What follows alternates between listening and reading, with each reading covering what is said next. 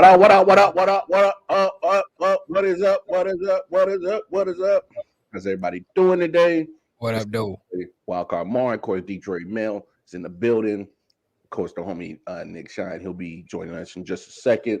What are we on? Episode 113? 113. Dang. Is it? Dang. Moving up in the world. I think it's 114.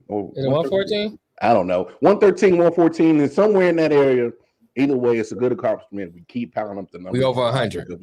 I know that. Yes, that we do know. We over 100. But no, thanks everybody tuning in.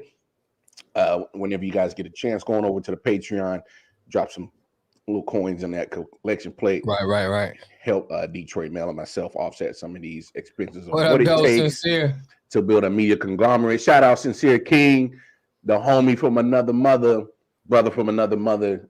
He is one of the co-hosts for the Black Owned podcast. So y'all definitely go check them out on YouTube, Facebook, do all that, subscribe, like, as well as Man Down Podcast and of course, I.O.W Sports. What you watching? We missed you up here, man. We had some Jacksonville questions. Yeah, we did have some Jacksonville questions last week, and Sincere wasn't nowhere to be found. How that happened? I said, where that big head nigga at?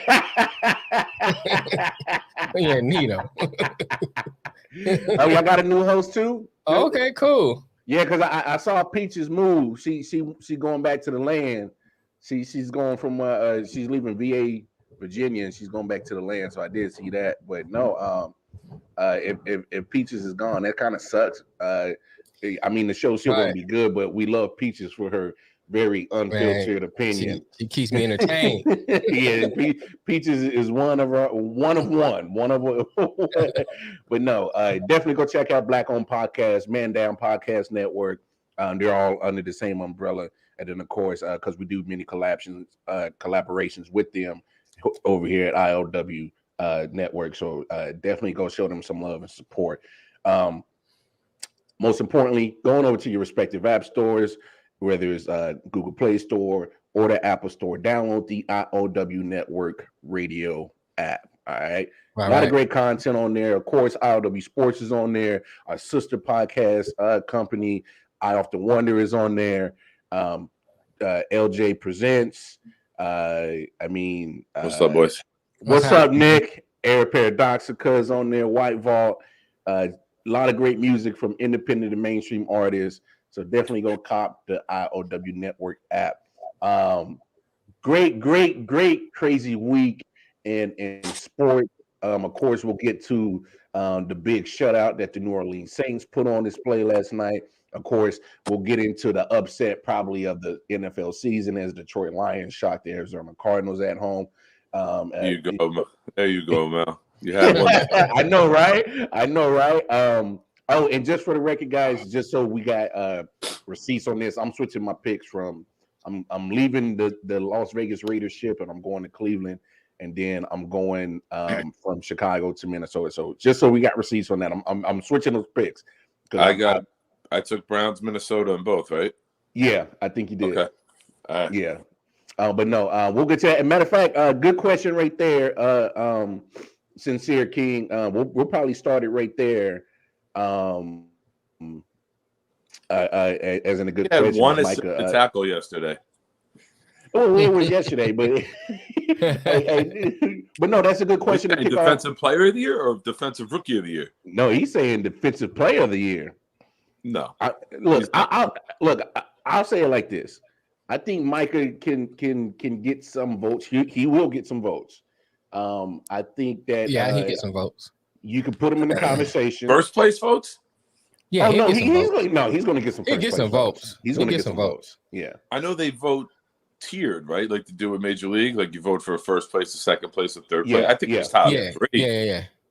But he's not above Garrett or Watt, in my opinion. I think the point Lamar is saying that he get a few people that will vote for him in first place. Whether or not he'll win it is whether or not he'll win it is a whole different. That's a whole different argument. I don't think Mike Parsons is going to win Defensive Player of the Year, right? But just because of where he plays, being the Cowboys, which is already a polarizing franchise, I don't think nobody cares for that franchise on this panel. But just because he plays for Dallas, the storyline of how Dallas's defense has turned around since he appeared is going to play into it. And that's how I know he's going to get some votes. And he does have some stats to back it up. You know what's going to hurt him the most? To do what? You know what's going to hurt him the most? What's that? Diggs. Oh, yeah, because he got 10 interceptions. He's got 10 interceptions. People might think that is bigger than... Yeah, but come on. This kid will win one eventually. Like, not this year. Just not this year. He's fucking phenomenal. I hate where he's at, but he's phenomenal. Right. But I don't know.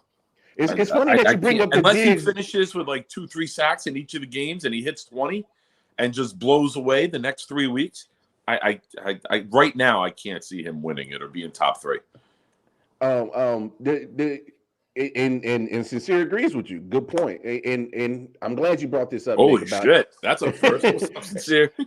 and here's what I'm glad that the point that you brought up with Diggs. I saw that replay yesterday, how they reviewed and gave him that 10 interception. And I wasn't a big fan of that because it kind of looked like he hit the ground and the ball came out. He didn't have full control going through the contact going to the ground. So I didn't agree with giving him that 10th interception yesterday. Regardless, it's 10, and when a person hits double digits in interceptions, that brings a lot of media attention to what you do anywhere. So and you're right. It hurts Micah Parsons' chance to win Defensive Player of the Year because you got a ball hawk right behind you getting 10 interceptions. And it's not like 10 interceptions is something that happens every day in the NFL. So I mean. Great point, though, Nick. I kind of like, TJ Watt just good said. Point. That's it. I'm done. Off to a good start. Oh, you done right there? I got my good point in early. I'm going back to bed. TJ Watt's hit 17 and a half sacks. I mean, Myles Garrett is at 14, 15 and a half sacks. Aaron Donald still has great numbers. So it's like there's a lot of defensive players that can I would say there's probably about 5 to 6 defensive guys deep that you could probably make a case. So I think Watt get it though, because he's the media darling. I think Watt get it. Yeah, I think Watt get it. The media love TJ Watt, and I'm not saying he's not a good player, but the media just love he could do anything. They be, oh my God, you see TJ Watt? You know what I'm saying? So I think he'll probably get it. And Garrett is a close second. I think it's really still to be determined, right? Yeah. Like I think someone can separate themselves, or somebody like Parsons can elevate themselves. Like I don't. It's like the offensive MVP, right, or the league MVP. Mm-hmm. Nobody's running away with it. It is like just like with the standings. Like there is a clusterfuck in every category. Mm-hmm. I think Defensive Rookie of the Year is the only one locked up with Parsons. Oh, Mike, he could get that. That's for sure. That's the only award I could say we could have said since Thanksgiving. It's going to that guy. Mm-hmm. Yeah. Offensive Rookie might be Mac Jones. If they make the playoffs, it might be Mac Jones, even though the numbers are underwhelming. But Chase cooled off in the beginning of the year when he was off to a hot start. But those are the only two I could see rookies getting it. Well, Mac Jones gets favorable and rookie of the year, offensive rookie of the year, because I mean, name another offensive rookie that's like blowing off the charts or getting the publicity like he is. So I think that's his to lose. I say this. That performance he did over the weekend did not help his case, right? Because, I celebrated so hard. I know you did, bro. Not only did you celebrate, I celebrated. That's how I was watching that game. I'm over from Saturday and took a nap right up until the show started. Sincere made his first point said, and it's something like I think that Nick said, Diggs 10 is big. But he also gave Burns a lot too. That's something that I think Nick said earlier when we were talking about Diggs like a couple shows back. That's some same thing that Nick had said. Okay. And then he said, I love when people use the word clusterfuck to describe anything. It's always funny. Clusterfuck and shit ton are like my two favorite like to go to. Boy, we describe it a lot. Like the Jets have lost a shit ton of games this year. Or a gang of ass. She got a gang of ass. He's starting early. Oh yeah.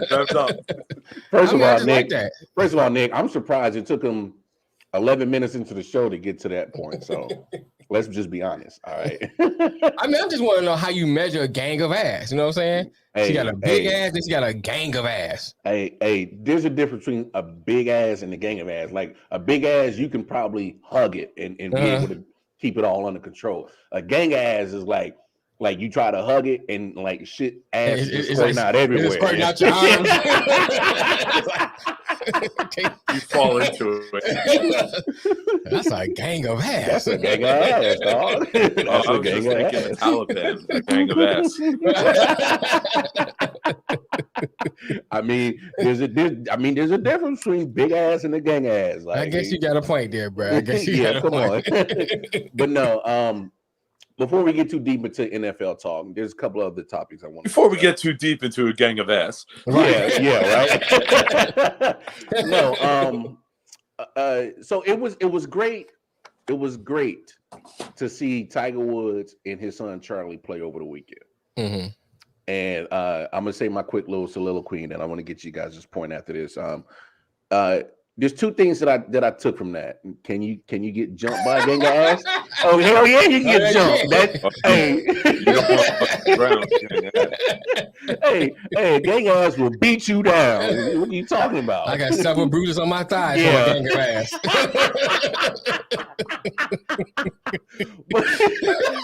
Besides that distraction of getting jumped by a gang of ass, you never want to run into a gang of ass in a dark alley. Hey, I don't know. That might be the only gang you might want to run to in a dark alley. A dark bedroom. You probably don't want to see your face. But I took two things away from this weekend. Watching Tiger Woods and Charlie play. And I'm gonna tackle this from Tiger Woods' point first. Okay. That Tiger Woods that literally changed and being a spitfire for the game of golf. Mm-hmm. That Tiger Woods is gone. We know that. Many injuries, just coming off the car accident earlier this year. He's still not 100%. You can tell just by looking at him. But if he can just get healthy, he's still a threat. You know what I'm saying? He's still a threat to any tournament if he can just stay healthy. Right. But that dominant, Red Sunday Tiger Woods, you might get flashes of it, but you're not going to get that back 100%. Yeah. Now, I'm gonna move to the Charlie side. Mm-hmm. When you see him play, you literally get a spitting image of Tiger. Mm-hmm. And I didn't see it at all. I worked on Saturday and I didn't catch it. Nick, I missed it. If you would have seen it, you get literally. Yeah, I'll search it out after, bro. I'm talking about mannerisms, just the kind of real calculated, cerebral thought process and mannerisms while they play. Everything. He's a mini Tiger. You're like, damn, that's scary. So I propose this question to you. I've seen clips of him. Like I haven't seen a clip in like a year and a half or so. I'm sure he's bigger, obviously bigger and stronger. Right. How's he hitting the ball? What type of distance? Hey, sincere. I'm just I'm not 100% on his yardage that he's hitting off the fairway or the tee. How old is he now? Like what kind 12. of age? He's only 12. He's 12. And so when you see his game, it's so mature for a 12-year-old. I mean, is it too soon to say that we might have the next prodigy in golfing? Is it too soon? Nowadays, man, golf is taking over. Like people are playing golf that never played golf 30 years ago. So kids are starting earlier. We were at Topgolf for my daughter's birthday. Yes, my 11-year-old daughter wanted to go to Topgolf for her birthday. So thank God they didn't want to like make jewelry or something. Thank God she's a cool kid. So we're at Topgolf, and there was a little like 4 or 5-year-old kid hitting wedges like 50 yards, like nice golf shots at like 4 or 5 years old. And I'm sitting there watching him on the way out. And I'm like, you never would have saw this shit years ago. But when you look in the money that golf has now, and the Tiger boom created, and now guys like Brooks Koepka and DeChambeau are big names. Mm-hmm. Team sport, you rely on you. Right. You guys fucking playing musical chairs over there, switching the sides of the camera. That's how we do. What the fuck is going on? No, it's crazy that you say that, Nick, because the youth emergence. We might see a lot of product, especially with the technology and the equipment too. That right. There's even a guy like me who plays. There's a lot less slices and than there was 20 years ago. And I'm not a master of my swing, but it helps. The technology helps a little bit too. And having that father and having that DNA of an assassin on the golf course with like no remorse for any life, like that was Tiger, right? He didn't care. He wanted you to make a mistake. He was like glowing on you when you made a mistake because now we can step on you. Literally, it's crazy because they gave what's his name, Travis Hunter. They gave him slack from going to Jackson State. But if you're a cornerback, who else better to learn from than Deion Sanders? So in this case, when you got Charlie, you got somebody who's going to be able to teach you. But Tiger Woods' name rings bells in the golf world. Who else better to learn golf from than Tiger freaking Woods? And he happens to be your dad. You get a lot of secrets and a lot of in and outs and a lot of things that can't everybody teach you. And so and you don't have to go through some of the things he went through either, because by Tiger paving the way for him and some of the things he won't have to deal with. He also, like you said, get that experience. Hey, you know what he gonna tell him now? He gonna say, "Son, stay away from these hoes. I had a whole bunch of them." Right. These hoes ain't loyal. Nothing good ever came from being with a white woman. Well, some things came. Nope. Nothing good ever came out of a white woman either, including me. See, I wasn't gonna go there, Nick. I wasn't gonna go there. I went there for you. I saw your eyes bugging out. I've written the hack to cover that. You softball him in there. It's like you softball him in. I said, I'm not gonna take a swing. I'm not gonna take a swing. I'll never forget that day, man. Like, this was before the internet and memes. Just the fucking jokes that people had. It's like, yo, he fucked 13 of the same women. They like literally, if you look at the lineup of the women that Tiger slept with, and then you look at these teachers who get caught with students, you couldn't tell which one is which, because it's all like a little bit above average looking, decent white women, like with the same fucking haircuts and the same looks. And if you put the collages next to each other and had like a game show, and it was like, pick which one Tiger had, it would be 50-50. Right. People would be able to tell. Be like, oh no, this is hilarious. I'm like, the white one. No. Hey, this is hilarious, especially for me and Jamel, seeing our brother from another mother of another color break down the whole deficiencies of white race. Yeah. Like, just to hear you break this down is gold on its own. I'm sit back like, okay. That's the fucking reason you brought me on the show. All right, Nickel. We gotta find a white guy who will dog white people. You got him, motherfucker. You ain't drinking yet.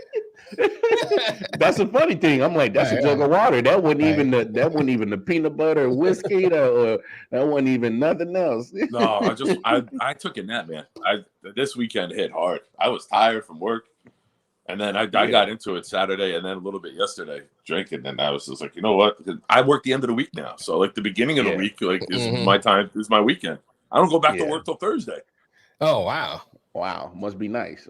I work Thursday to Saturday 1 week. It's 11.5-hour days, and then I work Wednesday to Saturday the other week. So 1 week, it's like fireman shift almost. Like 3 days off, 4 days off. I'm looking for another job. You fucking guys aren't paying. We're working on that. I might see a check in the mail. We're working on it. Hey, we're working on that, man. Hell, we ain't even get paid yet. We keep putting more money out than getting. If I get a text later tonight, hey, what's your address? I'm gonna know. Like, I'm gonna assassinate white people every show. That white people take work. We need more of that. All right, let's make a show, a deal with the listeners. Sincere, if you're listening, other guys, Every time I knock white people, you got to drop a little coin. I'm something in the Patreon. Oh man, you have people going broke in this bitch, but damn, I got to get another job. Nick is really good at this. So, but no, it was great to see Tiger and his son play, and John Daly. John Daly and his son ended up taking the tournament, and there were some other, father son or duos that was there. I saw the meme of Daly and his son, and I was like, wait a minute, what the fuck did I miss? Yeah, they ended up taking the tournament. It was just a 2-day tournament, but it was great because cool you get. When they both were drinking on the course. Oh yeah, Big Daly was over there smoking his ciggy and taking a little shots here and there. Of course he was, but I'm surprised he ain't dead yet. Hey, you got to understand the people that live the worst end up living the longest. I they know, like cockroaches, bro. I'm telling you. You be like, how you know who dies? Alive? You know who dies? The people that stop smoking late in life or stop drinking late in life. It crashes their system because they're so used to it, and it's like they can't handle the. Daly's kid is probably I can't remember, but he's probably like 46, right? Because Daly's been fucking a stud for years. No, he's definitely a lot older than Charlie Woods, that's for sure. So like Daly's son can, I don't know if he'll take on professional golf seriously, but if he wanted to, I mean, he got the good genes and the good teacher too, so he'll do all right for himself. But it was good to see that tournament. Another thing I wanted to talk about, and it kind of, I know we talked about it before, with the Paul brothers, Logan Paul and Jake Paul, and of course Jake Paul just had his rematch with Tyron Woodley this weekend, and he knocked him the hell out put him to sleep. If you're going to take this serious, Jake Paul and Logan Paul, if you're going to take it serious, you guys say all the right things. You say you train for this, you do that because let's be honest, you got the finances to do it because you combine between the two of y'all got over 100 million followers throughout various social media networks, and you guys found a niche in this amateur boxing and been getting paid handsomely. So let's get that out the way. If you're going to take it serious, go fight boxers. Don't fight MMA guys, because MMA boxing is only a small part of the whole mixed martial arts. All right, it's just a small part. So you're not going to 100% focus on it. They found a way to monetize amateur boxing. Yes. Oh no, that's what I said. That's what I said.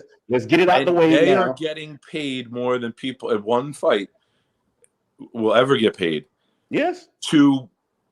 If they're going to take it serious, like you said, to build their craft, and work on it, they're getting paid more than they can fight two real boxers, get knocked out twice, and they're still set for life, right?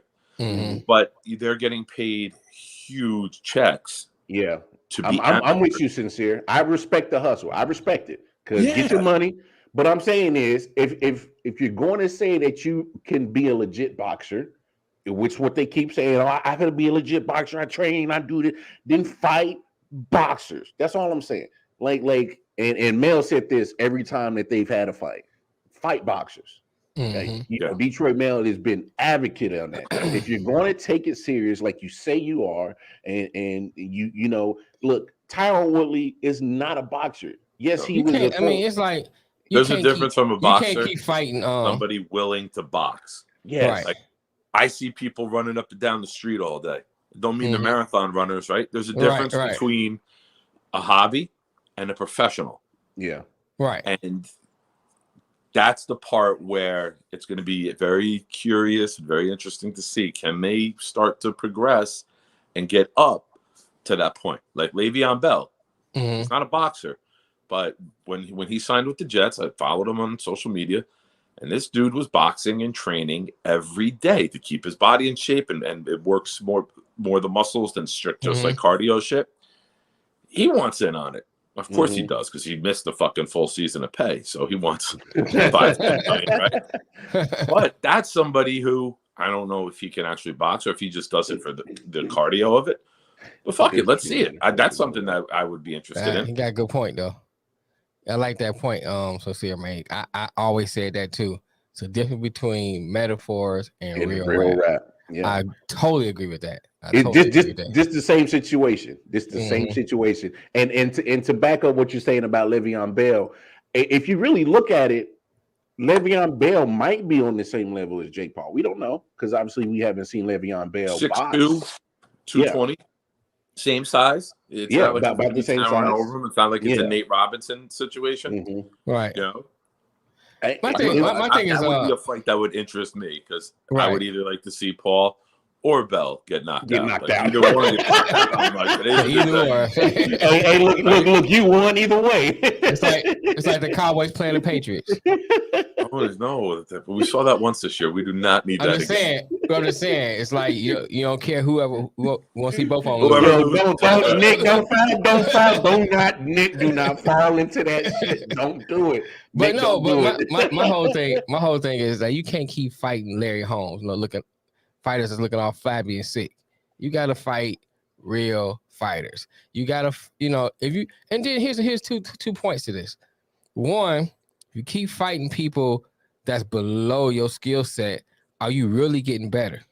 No, but you're getting. You know what I'm saying? I'm just saying. Okay, when the pay-per-view rates start to go down, then there will be a need and a desire to start bringing in better names. They call it a hustle. When the paycheck, they call it what it is, though. This is my point. There's no urgency, right? There's no sense of urgency to get a better name because you are getting the buy rates. I'm not disagreeing with you. My saying is just call it what it is. That's all I'm saying. Just call it a hustle. Say you boxing, you hustling. That's all you're doing. I don't think anyone looks at this. Anyone credible with an opinion about sports cannot look at this and say this is legit. He's a boxer. He's beating these guys. They're getting paid to put on an exhibition. It's no different. I mean, it's no different between what's the fat guys do fight all the time? Butterbean. Is that ain't Butterbean? I was gonna say George Foreman.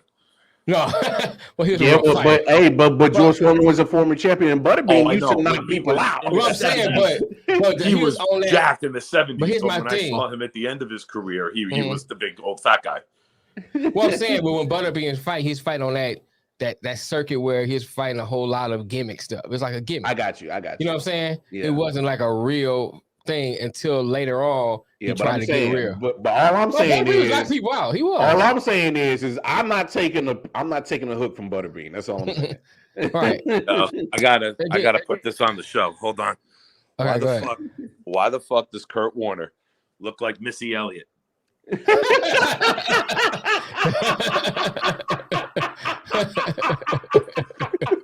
I can't stand the rain. What the fuck? I can't stand the rain. No, I didn't see that. I can't stand Cleveland. Oh, that's hilarious. You see what Sincere said? I read it, but no, I didn't hear anything about it. Yeah.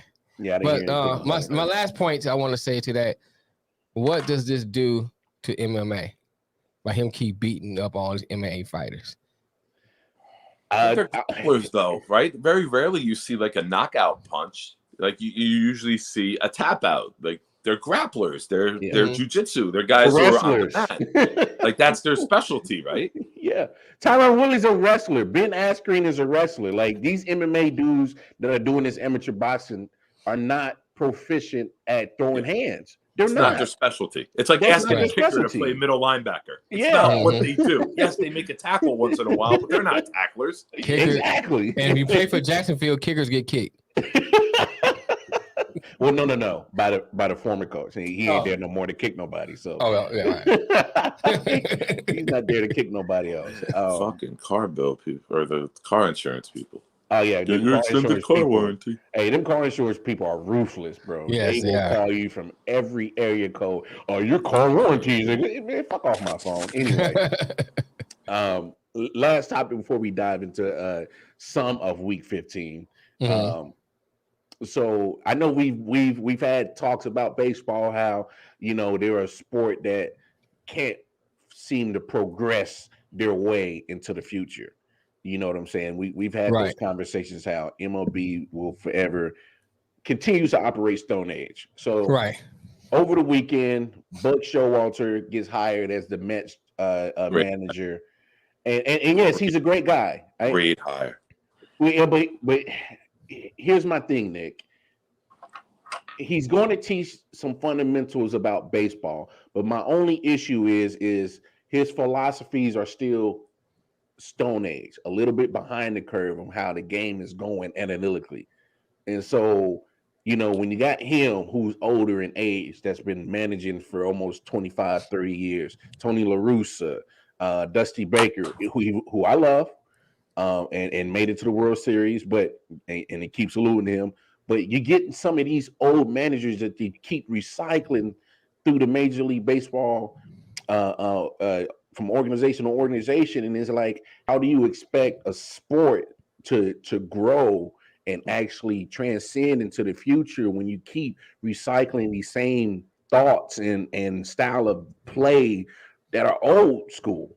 It's a lot of old school thinking, and it's like you keep recycling though. They'll sit down for a couple of years after from one job, and then and they're back. Mm-hmm. You know what I'm saying? Right. It's like it's a never-ending revolving door of the same voices, same thoughts, same everything of baseball, but it's back from early 90s, late 80s, and it's 2021. So how do you progress baseball when you keep having the same old school thinking? And it kind of bothers me a little bit. Go ahead, Nick. I would love for Buck to be the coach of the Yankees, the manager of the Yankees right now, over booing and this analytical bullshit. I guess I'm old school. I'm going to take the old school take here. Mm-hmm. There's a reason those guys keep going around. They know how to build baseball in its purest form. Hasn't changed in 70 years, longer, right? 100. You could take guys from the 1920s, and if they were alive now, put them in the game, they still know how to play the game. Football's changed, right? Baseball in its purest form is still pitch, hit, run, catch. Mm-hmm. No matter how you try to twist it. Guys, analytics in baseball is fucking stupid. Someone like Tony Gwynn, hit the ball wherever they pitch it. Simple. I mean, it's not simple to do, but the theory is simple. When you got guys swinging for the fences time after time and striking out 150 times a year, that's horrible. I hate that. Like, I don't want to watch a 7-pitch strikeout 3 times in an inning. I don't. I want to watch baseball. I want to watch hit and runs. I want to watch moving the runner over. I want to watch the strategy of it. And the strategy, all the managers that you named, is what keeps them going. It's because the strategy and the ability to build young players up and get them to a level and playing the game the right way. I hate Aaron Boone as a manager. Okay. I know what you mean. Hey, you know what, Nick? That's fair, because and that's why I love what we do. Because you're gonna have different opinions and right. And this, and look, I don't think there's nothing wrong with old school baseball. It's just that I'm looking for the manager in baseball that's gonna be able to get a good balance of being able to use analytics to help you get wins, and also some sprinkle of some old school, small ball, hit and run, stealing, base stealing, to and come up with a good balance, a good mixture to pay homage to the old school way, but also acknowledge that there's some change in the new school of play. You know what I'm saying? And if I'm just one of thinking that, if you want to progress, you can't keep with the same thoughts and feelings of the past. That's all I'm saying. But how do you progress in baseball? What do you, if you don't mind me asking? You've said it a couple of times. How do you progress baseball? What's like your goal or target to get it to that you keep and I'm glad you asked, because you kind of cut out just a second ago. So phone calls. Sorry, man, the phone call. Yeah. I gotta read. No, you're good, because my point is because I have my idea of what baseball could progress to, and you have your idea of how baseball, and you're more old school than I am. All I'm saying is, to me, when you want the progression, especially when it comes to the ratings, the popularity of the sport, it's okay to have, forward thinking and still pay homage to the past. And you can do them together. You can do them at the same time. What are you looking for? What's missing that you keep saying progress baseball? Okay, so what's missing, in my opinion, is I think the whole marketing firm or marketing department of all of Major League Baseball has failed. So they need to be fired because they have failed to market their team or market their sport, market your product. It's still a business, and I think it's at this point that I think WNBA has gotten better at marketing their product than in Major League Baseball. I mean, that's just how I feel. Well, I will say this. Yeah. And it's kind of a mesh between both of y'all points. Baseball, compared to the rest of the sports, is always going to be in its purest form the same. Yeah. It's just nothing you can do about that part. It's like it sells itself, right? Like you don't need to market baseball. Baseball's already very successful. Let me say this. Yes and no. Yes, because there's not much you can do. Like with football, you can put rules in to make the offense score more, or vice versa, because at one time it was defensive heavy and then they switched to make it offensive heavy. So you can do certain things in football. Basketball, same thing. They went to like more of the dunks and more threes and stuff like that. And we are sports people, and for the most part, we enjoy the purity of sports. But the majority of people that tunes into sports are not diehard sports fans. They're not, what I'm saying? They just not. If you look at the numbers, there are people who just either they just see it as, okay, I'm gonna take my kid out to a game for some excitement, but they probably just know just the big names. They couldn't name the catcher of certain teams if he's not a popular name that's being spit out there like that. Spit out, yeah. So those are the people that you gotta kind of still market it to. Yeah. So, and I always go back to the point, and we always bring up when they had the home run race and how many eyes were on baseball at that time. People was like, oh, we gotta watch baseball. Yeah. So I think, like Lamar has said too, there has to be some kind of balance where you do kind of bring the young people in, because we're a dying breed. Just face it, we're a dying breed.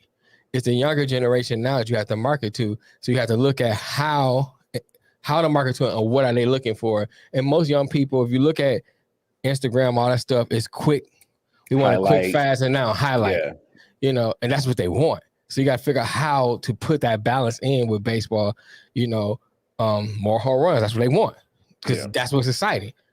Now, coming up, because we're a little older than the younger people, especially Nick and I, we look, we remember. Two old motherfuckers. Shut up, nigga. So we're looking at what he said. So we remember, watching Cal Ripken, Nolan Ryan, Rafael Palmeiro. We can go back and name all the people and how the game was different. And you had 3-2 games a lot. Still like these 10-5s and all that stuff. You didn't get a lot of those. Those are rare. So I think that's what you have to do. You got to look at how to balance it out. And I'm not saying I know the answer, but I'm thinking that's more what the younger generation is looking for. Give me a second on this. Earlier you said fire the marketing department. You know who the greatest marketing department is for baseball? Who's that? Fathers. Mm-hmm. They take the kid to the game. They sit there and then teach them it. They coach them growing up. Great point. You don't need to market what people will market for you. Mm-hmm. Right? You ever seen a commercial for Chinese food? No. Shit's fucking delicious. People are going to fucking order Chinese food whether there's a commercial or not. That's why.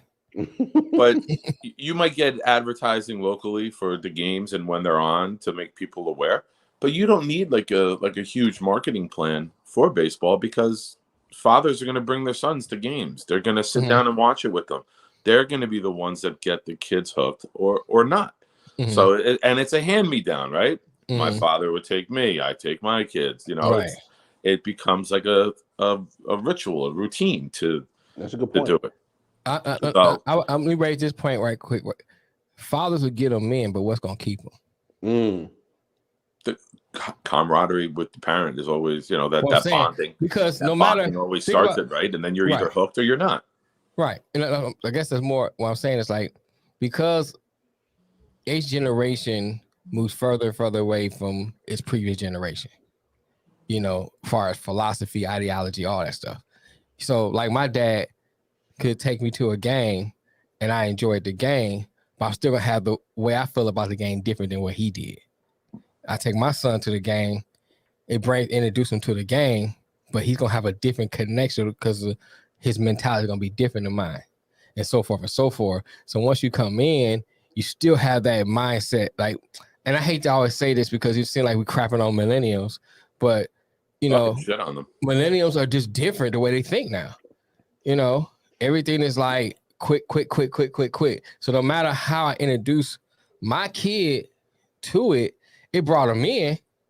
What's gonna keep him there? But what's gonna keep him there? Because he's still looking at the game from a millennium understanding. Yeah, you know what I'm saying?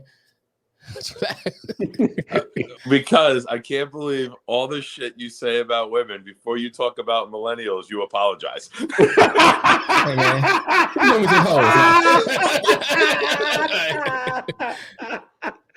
I knew you had, that Joker grin. I knew you had something behind it. I knew you had something behind that Joker. Oh, yeah, I let him finish his point because he was deep in thought, man. But I was like, "What the fuck is he saying?" Like, man, look, man, I gotta have a balance out here. You know what I'm saying? I can't just be crapping on everybody. And just to be fair, he was only apologizing to millennial males. Right. I'll go to all millennials. You give these hoes some break. I got you. I couldn't help it, man. I heard that. Oh, man. You boys is nuts, man. See, look, folks, this is what I got to deal with every Monday. Hey, man, that's what we do. You got your moments, too, when we got to deal with you. Relax. Act like you're on the fucking Hey, I'm innocent I'm innocent until proven guilty, motherfucker. Anyway. Okay, OJ. If the glove don't fit, you must have quit. Yeah, you're damn right. But no, look, that was actually a good conversation because I'm one of the ones that always try to progress your sport, and you made a valid point that made me see things different, Nick. Like, and so did you, man. Like, because NFL, they made the rules to kind of gear the game to what they think markets to certain markets. And they do simple things throughout the years with baseball, changing the height of the mound, but you can't. What are you going to let pitchers get running starts and be like cricket? Like, what are you going to do? It's hard. It is hard. You know what I mean? The game is what it is. Simple. Like, no. And you have the shift going on now, so there's talks about taking the shift away, or I think they should let him keep it. I think they should let him keep it. He played with it when I was playing baseball. I don't care if you can't fucking hit the other way. Don't fucking cry because you can't learn how to hit a ball the other way. Go fuck yourself and cry about it. I feel you on that, Nick. If you want to beat the shift, figure out how to hit the ball into other ways. Tony Gwynn was a master at putting the ball where he wanted it to go. Right. And I'm telling you right now, Tony Gwynn, God rest his soul, if he was able to play in today's game, he would kill the shift. He would hit 500. He would kill the shift. You're right. Gwynn, Boggs,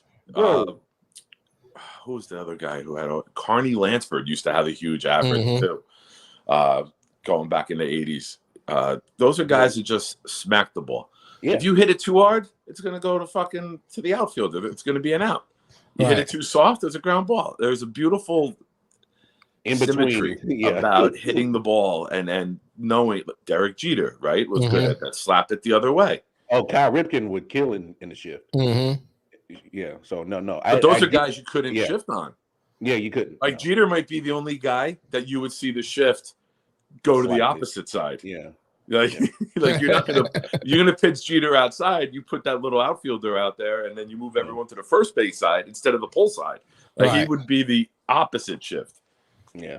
No. And look, I think that's a good conversation because, like, I didn't until we had this conversation that I'm not gonna say I was closed-minded, but like until you see from different perspectives, like, because like you said, man, NFL make their rule changes, so does NBA.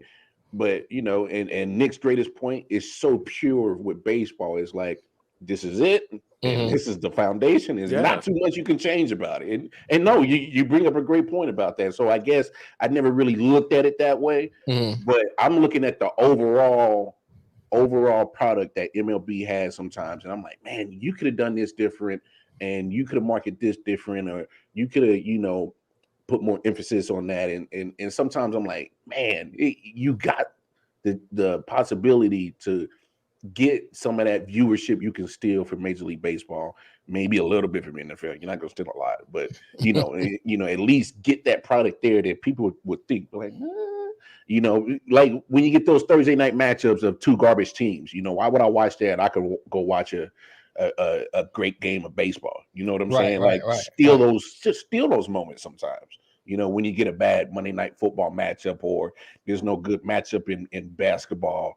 KD's not playing tonight. Steph Curry's taking a night off. If you give me a good Major League Baseball game, Major League Baseball, you can steal those ratings. That's all I'm saying. So, but no, good conversation. But let's get down to the business of the nitty gritty.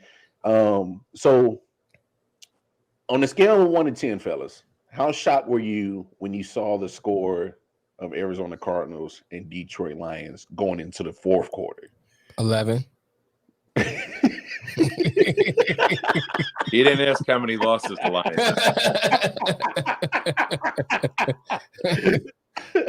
Shoot. I'm excited because I'm not in tank mode for the Jets, but I'm realistic. Moore's out, Davis is out, Becton's out. Like so many guys are injured. We're not talented enough to win healthy. I just want to see Zach get through the season healthy. I don't think we're capable. We got the Jags this week. We should be able to beat them. I forget if Elijah Moore is back or not this week. Triple OG, my man from high school, man. He go back. He a Dolphins fan.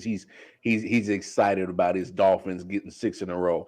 So shout out my man. They're a team of streaks. They beat the Pats. They lost 7. Now they won 6. Like, what the hell's going on over there? Hey, look. And side note, I'm glad that they finally are that the Dolphins are coming around. I got you, OG triple, man. It's good to see that your Dolphins is finally coming back, because I did not like hearing that talk that Brian Flores was on the hot seat, because I thought if they fired him after this year, it'd have been like a Jim Caldwell situation in Detroit. And so Brian Flores has literally changed that team. And for him, just because he had one down year, after rebuilding this franchise, I'm like, I thought it had been a mistake. Correct. But you lose 7 straight games in the NFL. Oh no, you're right. You're right. I agree. That talk is going to happen. If they ended the season on 7 straight losses, it might be a different outcome. But that goes for any coach, unless you have the huge pedigree. But here's the crazy part. The Dolphins are not out of this. They're not, man. They're not out of this. It's very few teams that's out of playoff contention, period, the way it's Jets going. Jaguar, I don't know if it updated this week. Jets and Jaguars and Houston, I think, are the only 3 eliminated in the AFC. Yeah, you're right. You're 100% right. So Jets at 3-11, Houston at 3-11, and Jags at 2-12 are the only 3 teams in the AFC mathematically eliminated from playoff contention. And when you get the Dolphins, I know they sit at 11, but they're 7-7. But look at 8-6 is the last wild card. Yeah, but that's my next point. 8-6, who's Buffalo, is the last seed at that wild card, so they're only a game back. So that's what I'm saying. A lot of shit can happen in these last 3 weeks, and we have no idea what the hell's going to happen. And it blows my mind on how much not only parity, but how late into the season. And if you're 7-7, and matter of fact, the Raiders, who are 6-7, get to play right now. Matter of fact, they're still in playoff contention. Yeah. So it's until 8:30. Right. The Raiders in contention until about 8:30. It's like New Year's. The ball's starting. Wait. Hold on. Let's make this clear, because before this game kicks off, Nick, you did pick Raiders. So are you switching over with me? Oh, I took the Raiders when Cleveland had all those guys out. Who I picked? You went Raiders too. We all went Raiders. So I just want to make sure. I switched to Cleveland too. Then. Yeah, I guess we all switching to Cleveland. Yeah. All right, I'm cool. All right, I'll make the changes. I'll stay with the Raiders. Oh, you're gonna stay with them? Oh, okay. Stay with the Raiders. All right. Well, I'm switching to Cleveland. So, and Mel, you switching to Cleveland? Nick Mullins, the longest pass today is going to be a toss. Hey, but that's my point. I don't need Nick Mullins to do. I know. I don't need him to do nothing. Oh, this fucking Kurt jacket is funny as fuck, man. I can't stand the rain. No, Nick. Look, Nick Mullins. Nick Chubb is back. Dearness Johnson, who has stepped in for the Browns, has been doing good in his moments. Look, just turn around, hand it off. That's it. Turn around. Turn around. Hand the ball off to Nick Chubb. Turn around. Don't you throw the ball, Nick Mullins. That's a classic. That's a classic. That's classic shit right there. But no, look, I don't need Nick Mullins to be all-star. No, I think the under is a huge bet for anybody gambling. Hey, look. I know people say, don't take my advice. I think the under is definitely going to be a good hit tonight. Hey, look, if hey man, I might get discovered, man. Might get myself a little record deal. If not, we gonna I.O.W. records taking over for the 99 and the 2000. Total Clifton and Hart remix. The remix. Hey, Mel, they don't know about that. Girl, give me that kitty cat. Right. Oh my God. We got to play. I gotta dig it up for you, Nick. I gotta dig it up for you. You said remix. I thought don't know about that, remixed everything. They don't know about that, dog. But no. I gotta dig that one up for you. Give me that. Give me that kitty cat. He did a remix to Dance Sex Romance by Prince. And he called a girl, give me that kitty cat. Yeah, yeah, I gotta dig that up. I threw the lights on behind him and everything. Yeah. Had the disco lights going while he was doing it. Oh God. No.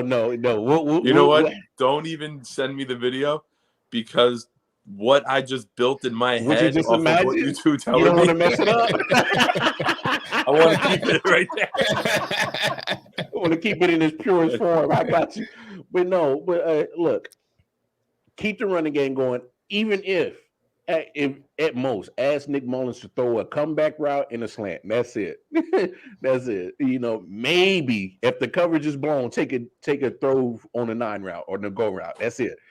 But run the ball. I expect literally a Mac Jones replay of 3 passing attempts and like 49 rushing attempts, and it'll still beat the Raiders. I'm telling you, because the Raiders are absolute trash, man. Yeah, they are absolute trash. Rewind 6 weeks ago, and his team was trash. Now he's like, we're the 1 seed. I'm gonna shit on everybody else. Hey man, that's how it rolls down. That's how it goes. Hey, but you know what? I didn't give up faith on my team because me and Nick, come on, Nick, we had that conversation going into that 4-game stretch. I was like, I'm not hopeless, but I need to see something. Well, there was major concern. There was many reasons to have major concern. Look.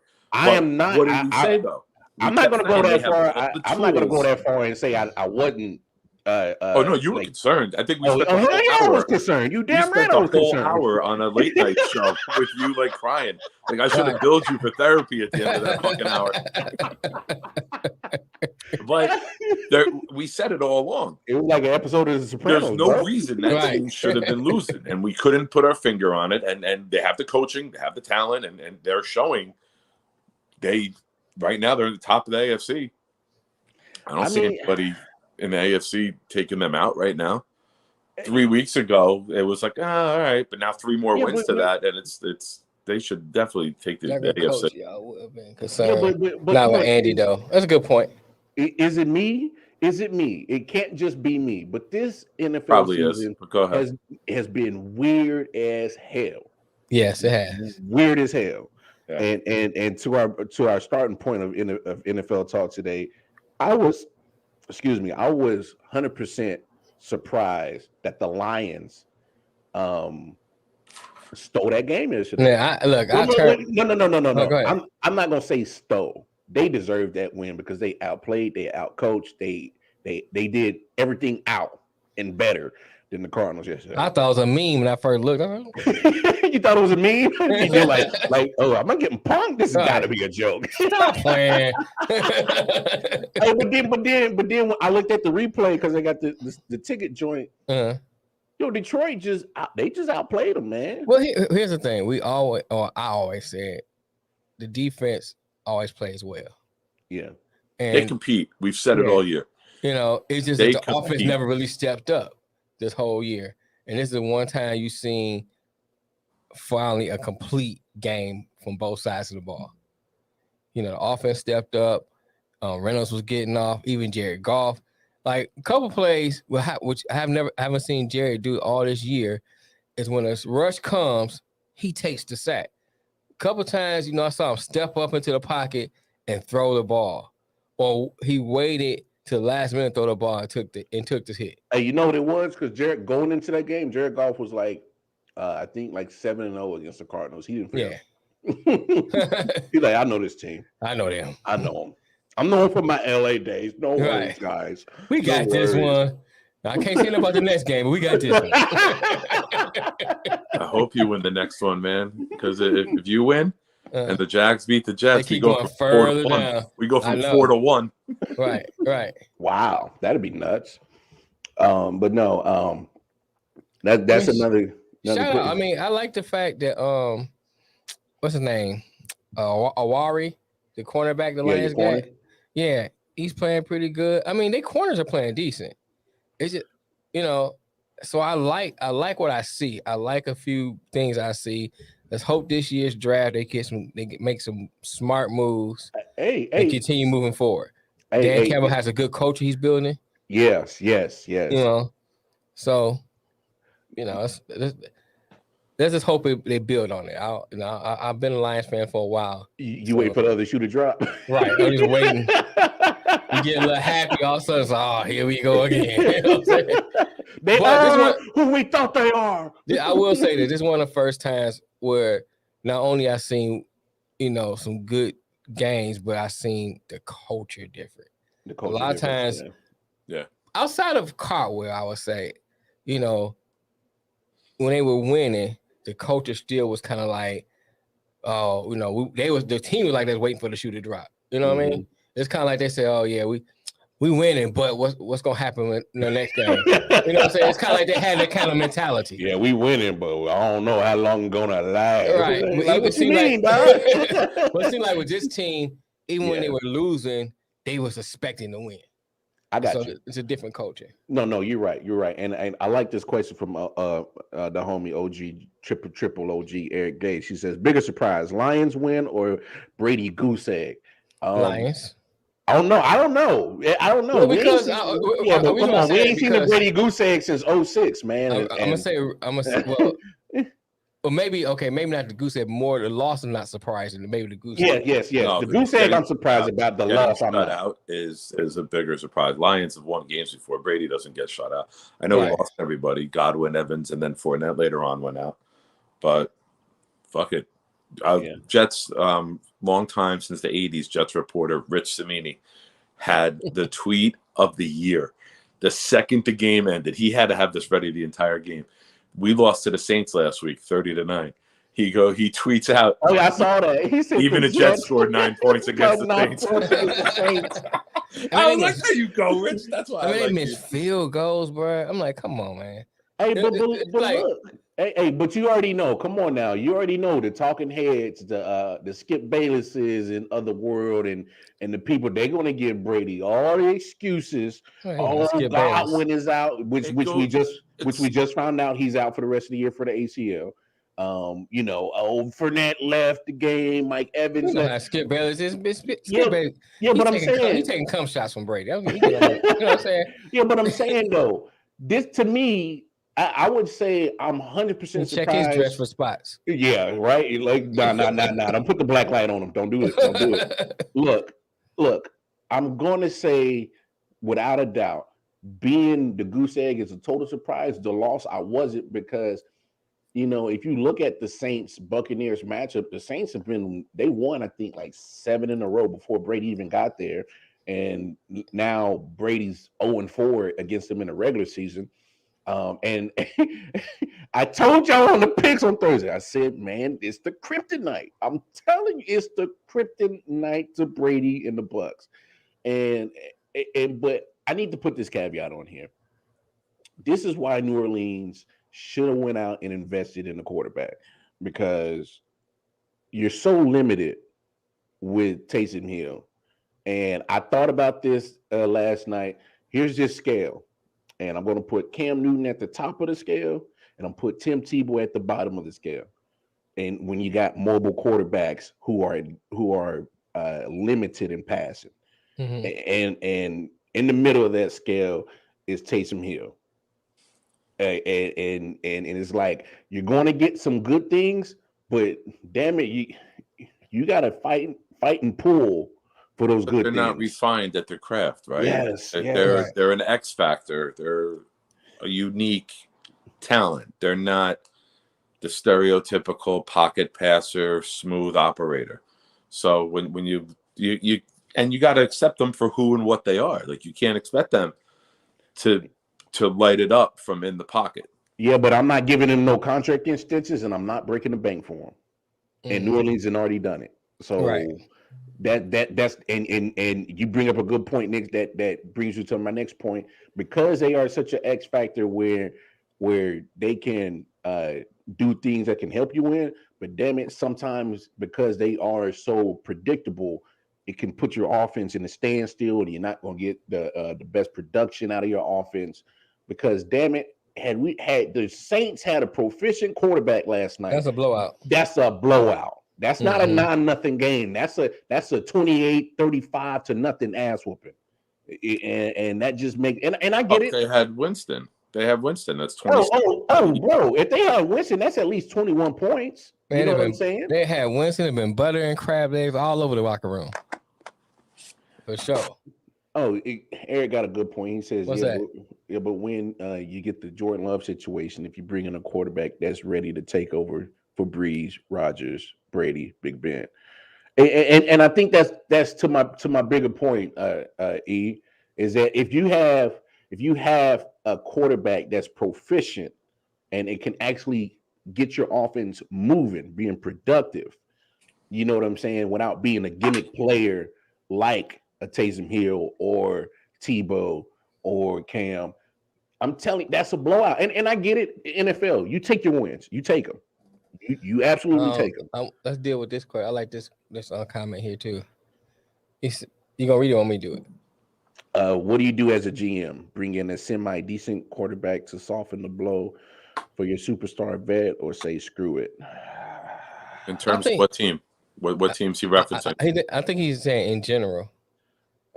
I believe he's saying in general. Each situation is different, right? I don't think you can put up it. Hey, what team are you specifically referencing to on this one?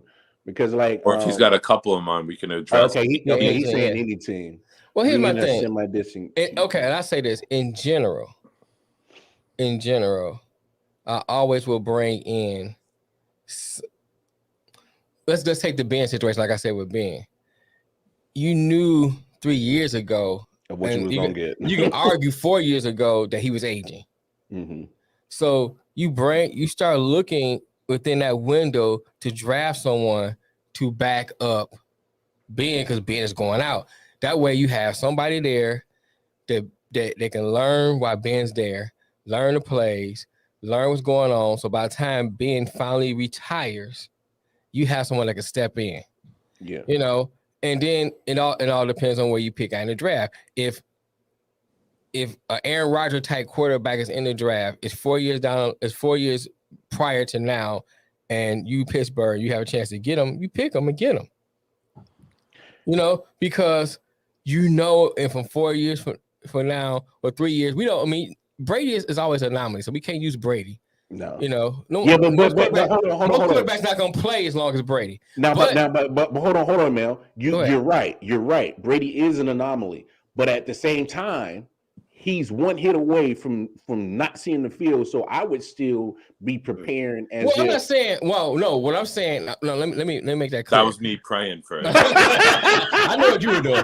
No, what I'm saying is, far as my philosophy, I'll always keep that philosophy. I'm just saying you can't rely on your quarterback playing into 40s. That's what I'm saying. 40, he's an anomaly as far as that. So when you see an aging quarterback, you always, to me, draft someone to step in to take his place because rebuilding sucks. You know what I'm saying? You want to be able to reload and not rebuild if you can. And Pittsburgh actually has been good at that. If you look at Pittsburgh, they had some years, they had some times where they might have not been as good, but they never really had you can really put a finger on a rebuilding, you know what I'm saying, situation. Yeah, they would reload and still always stay in the conversation. Yeah, reload, restart, but not rebuilding. Right. And that's what you always want to do. Yeah. So you said, so do you let the vet tank at the end of the season so you can get the QB in the draft? Dolphins in mid-draft every year by finishing 9-7, 8-8. So it did us no favors because we couldn't get the Mac Jones. Well, technically, you could have got a guy to Mac Jones because he went 15th. So if he fell mid the draft, you could have definitely picked him up in the mid. But the only problem is, like you said, Eric, you guys are winning 9-10 wins. So there's going to be guys that's going to jump in front of you to go get him anyway. And no, you were going to never get the Andrew Luck. Because that's not true. That's not true. Because the Dolphins had a chance to take Justin Herbert and they took Tua over him. So you could have had. You could have had. See, but that was 56 pick. So yeah. Nick, the Dolphins chose Tua. Yeah, you're bringing up a situation that hindsight is 2020. So you're saying if I mean, don't get me wrong. It's easy to say because how we see their careers panning out so far. You got two great years from Justin Herbert, and you kind of got a mixed bag with Tua. It's easy to say that, oh, damn it, should have went with Justin Herbert. But can you argue this? Will Mac Jones be Mac Jones on the Dolphins? I mean, honestly, if you I'm gonna be 100%, and I don't know how you feel about this. They're carbon copies of each other the way they're playing. They're not Mac Jones and Tua. No. I'm within the system. They're being efficient. Like neither one of them are lighting up the league. They're not throwing Herbert Burrow bombs downfield and torturing people. Right. They're doing what the system asks until the talent evolves and the system can expand. I'm not disagreeing. I'm saying if Mac Jones was on the Dolphins, you think he would still be doing that? No, to me, it's identical to what Tua is doing. Exactly. 100%. Get the ball out quick. 100%. Let your tight end and running backs catch it and go with it. 100%. Look, and where does Flores come from? Flores comes from New England. Hey, you guys are gonna like this. It's funny how the Dolphins and the Buccaneers are pretty much South Florida's version of South and North Florida's version of the New England Patriots. Those three teams to me are similar like hell. The only difference is that Tampa Bay has more talent on their roster than those two teams. Yeah, but it goes to show last night. I didn't get this comment in earlier.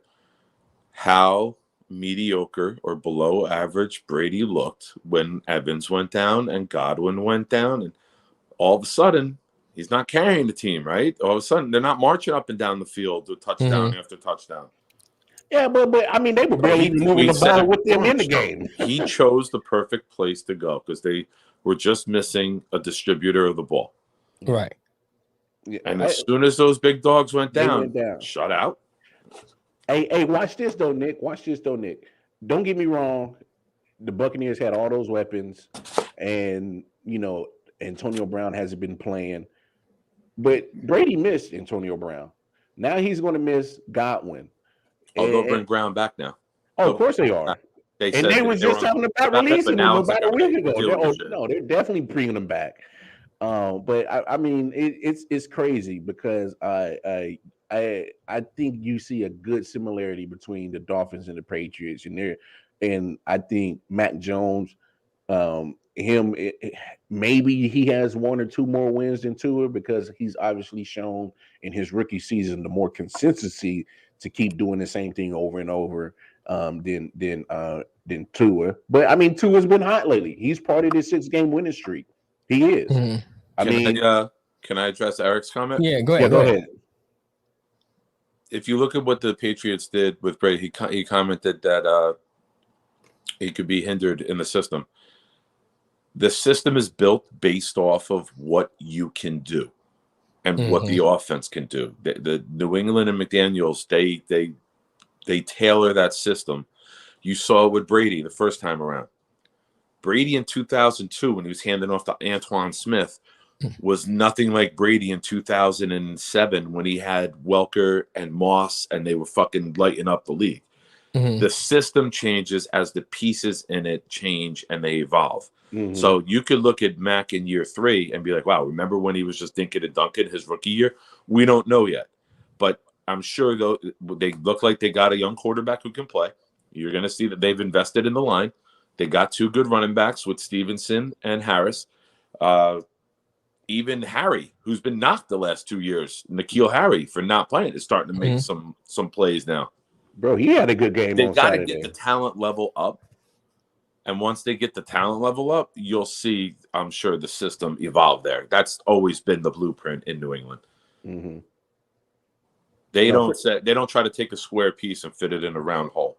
What they do is say, okay, we have a square piece. We're going to cut the fucking hole so the square fits in it. Right. That's what they do, bro. They find a way to cheat, is what you're saying. Basically. They changed the playing field, right? Yeah. But Captain Kirky. Just a little breaking news. Mullins threw the first 3 plays were passes on Cleveland's opening drive. The first 3 plays.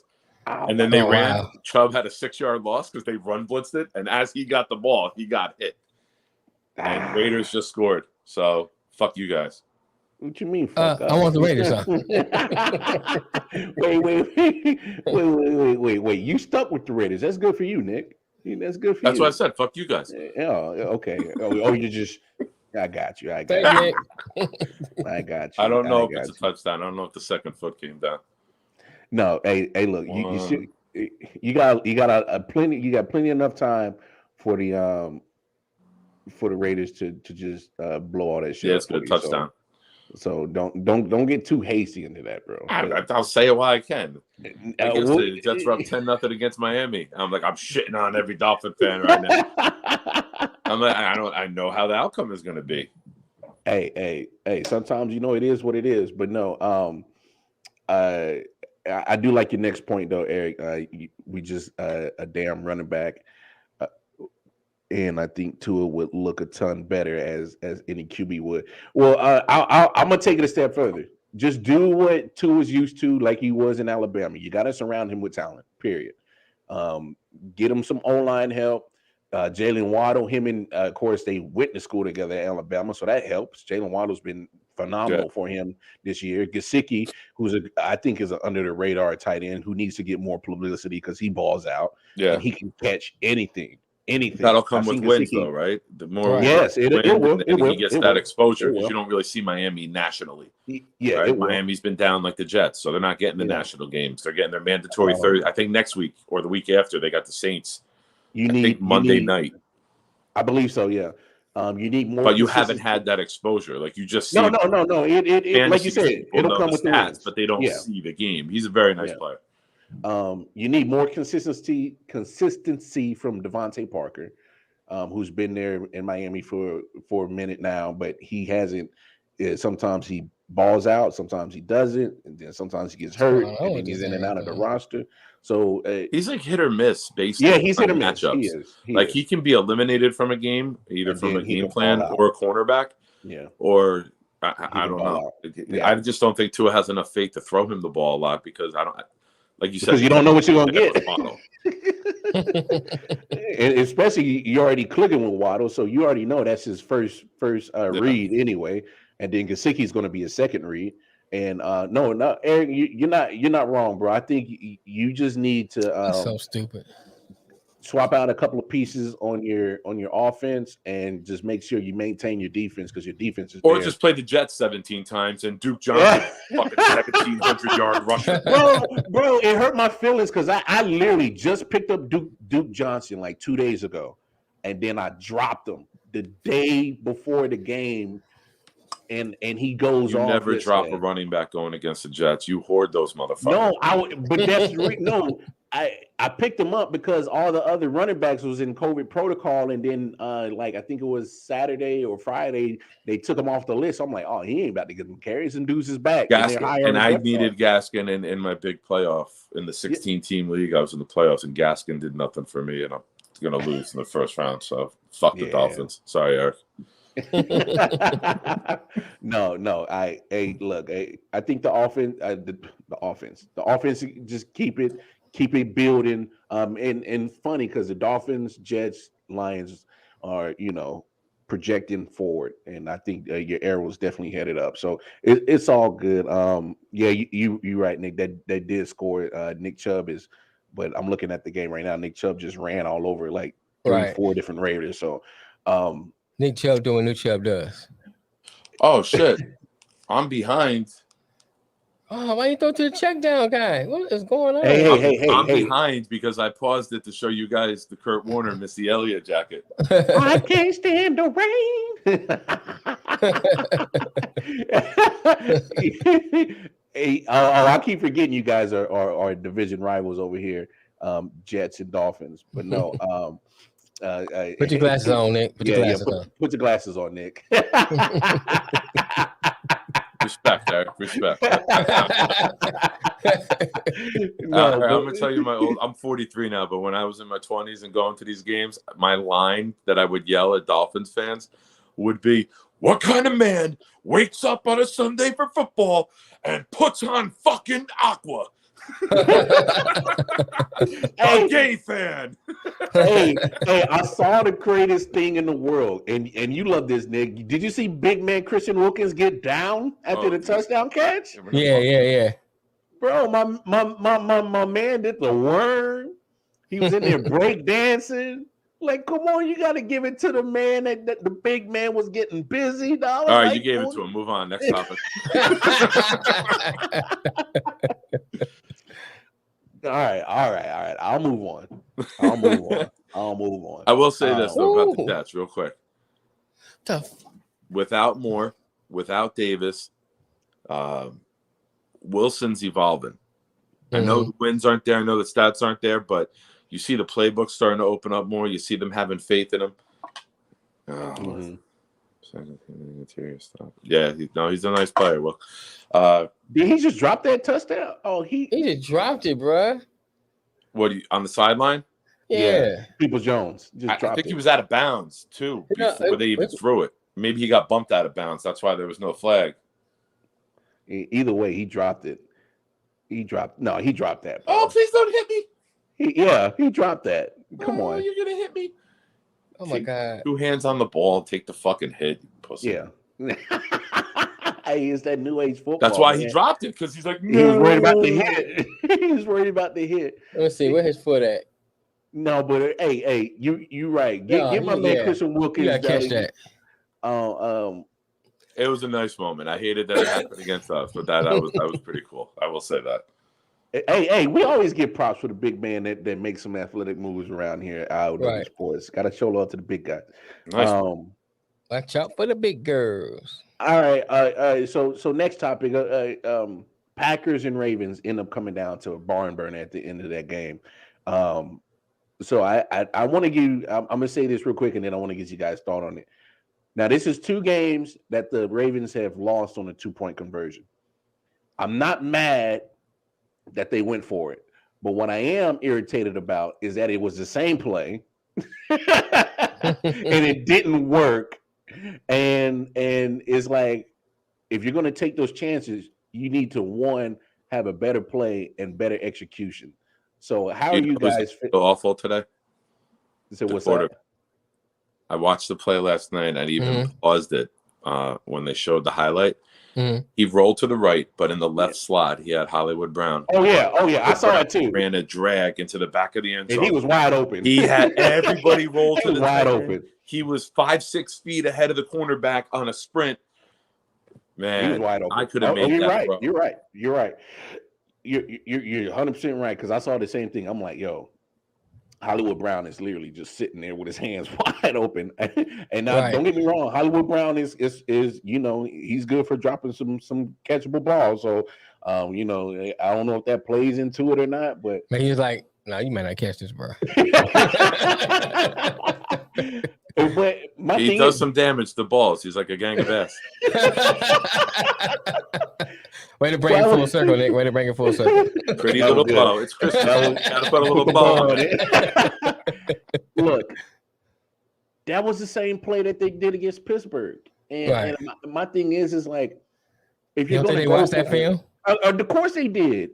No, it wasn't the same. I mean, the tight end going out, but in the Pittsburgh game, they brought the tight end in motion. He didn't come in motion out and then flex out, did he?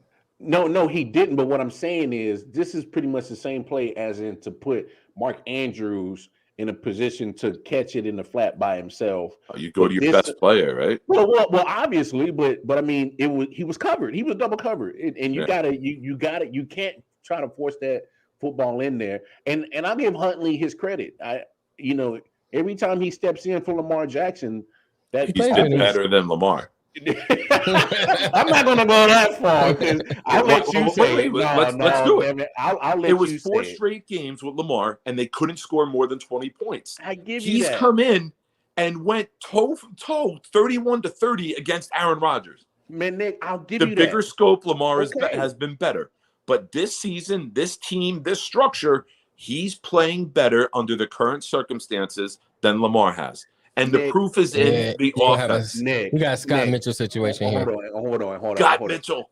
Yeah, but come on, Nick. You know good and damn well that that's for you, Eric, you Dolphin fans. You know those teams are game planning for Lamar Jackson. They're not game planning for. It's a similar game plan. It's a similar game plan. Like they're a carbon copy. It's the perfect backup for Lamar because you don't have to change your system. That I'll give you. It's not like you're going from Lamar to Flacco. Right. You're going. They picked the perfect backup for Lamar because it keeps the offensive system. There's more continuity to it. You don't have to reinvent the playbook if something happens to Lamar. The other black guy. That being said, it's the same playbook. It's the same plays.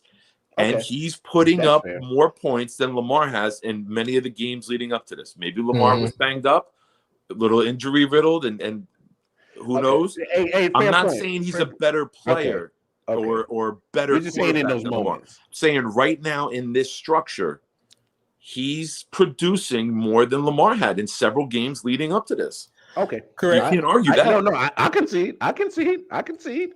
I look.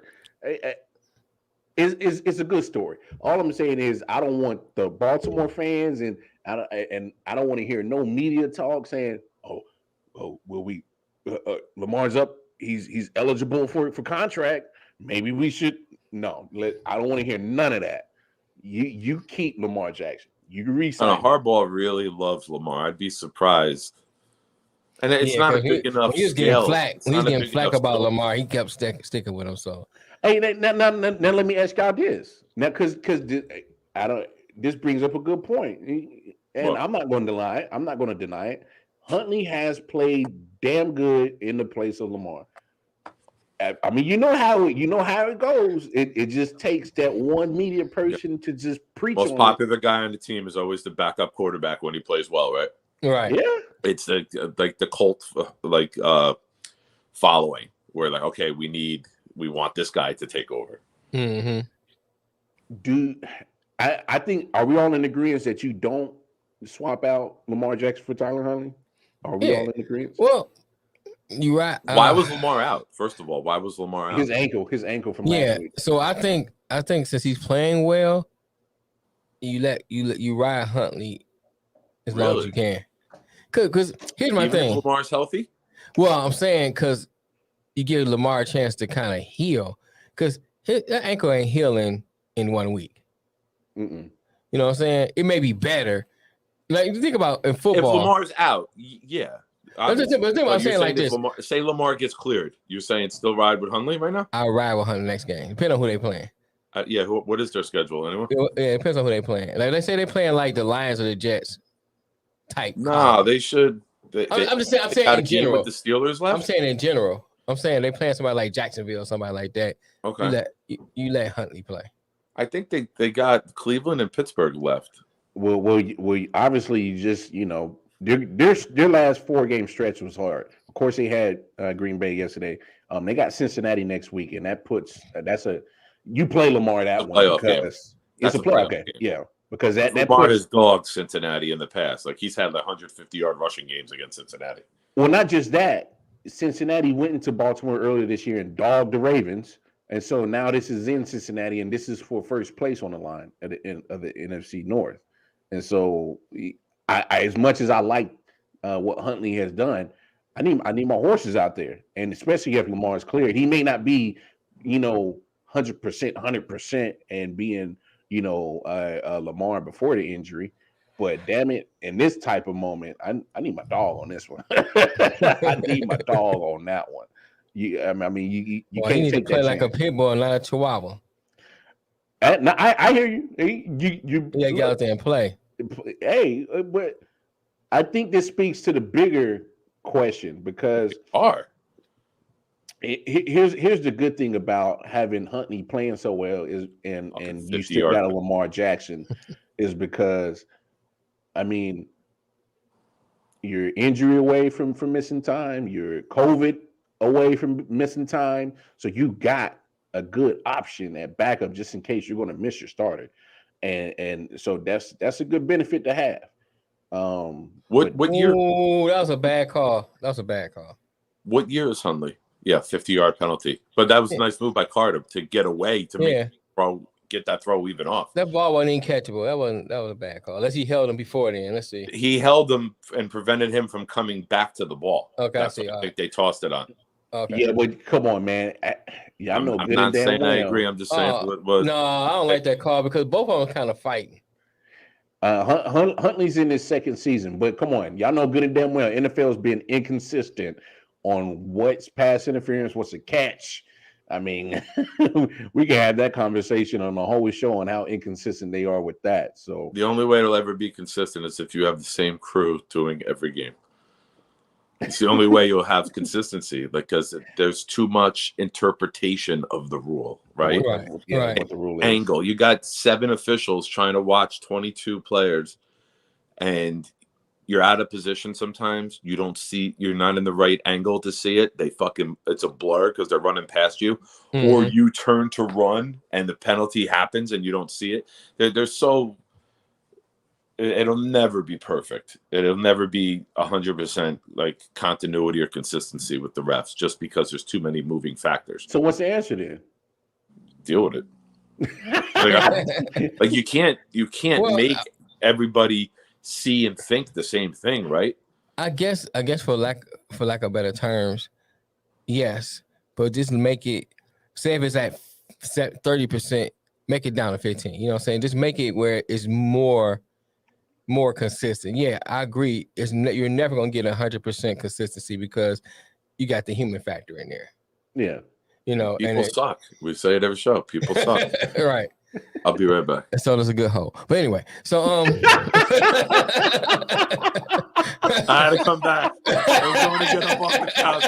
I had to let you know. I approve. But I think you still have to get it where it's a closer, close to consistency as possible, consistent as possible. Yeah. Because to me, it seemed like it's way out this way. Consistent. It's so now if you narrow it down and you have 1 or 2 here, then you just have, like Nick said, you have to deal with it because you got the human factor in there. You got things that's open for interpretation, which that makes sense. Yeah. You know what I'm saying? That makes 100% sense. And you don't want to go to where you using computers and robots and AI to do it. You know what I'm saying? Because all it's going to be is just straight, like, this is the rule. We're going to stick to that rule. And then sometimes you do need that interpretation in there. Sometimes you do need that human factor in there for certain things because, it's times where if you had a robot, which I doubt would go to that, they're going to look at it just black and white and that's it. And there's those gray areas where you do need the human factor in there. True. I think where I'm at is if, do you need more officials on the field spaced out in certain areas? I don't know if that's the answer, so that you can actually, because I'm not against human error because I know human error exists. That happens. Mm-hmm. But I'm against about when you got a league that is worth over billions of dollars and they have the opportunity to fix something that's blatantly wrong is where I'm at. You know what I'm saying? And it's like when there's a call that is blatantly, egregiously wrong, like you can't stick with it. You can't you gotta fix it. Like there's, to me, human error can only go so far as an excuse on things that are wrong, and that's all I'm saying. At some point, you got to be like, we got to do something. So when you have your ref meetings, because they have them just like they have, at the beginning of the year, like everybody else, and y'all going through the film and stuff like that, you have to get as much as you can everybody on the same page. You look at the stuff of last year with the controversial calls, and you say, this is what you done wrong. Here's what you got right. This was a catch. This wasn't a catch. Fumble. Whatever the controversial calls are, you go over them. You look at it. You try to get everybody on the same page. And like I said before, as close as possible. Oh yeah. There's no way you're gonna get. They have play reviews and they send out to the officials, and I believe they get weekly. They get weekly graded. Yeah. Yeah. Like, and they get the plays sent to them. Like, you fucked up here, or you should have called this and didn't, or you did call this and you shouldn't. They're very good with that. But like we said, there's so many moving parts to it, and it's remember when the NFL, was it 2 years ago, the year before COVID, they tried pass interference was reviewable. Yeah, that didn't work. That was interesting. That was terrible. I'm just saying, like I said, I don't know the correct answer to fix it, but and then we're looking at it from a fan point of view anyway, because my team is marching down the field. My team marching down the field, and you call a bad call. It's march down the field, you liar. Sunday. Okay. I'm gonna say it on that one for a while. The 1 week of the year that I shouldn't have asked that question. Cheers, dude. Cheers. But and they're marching down the field, and they get ready to score, and you call a bad call. This is where the fan gonna step in and say, "Hey, what is wrong with y'all? Y'all can't, y'all messing up this call."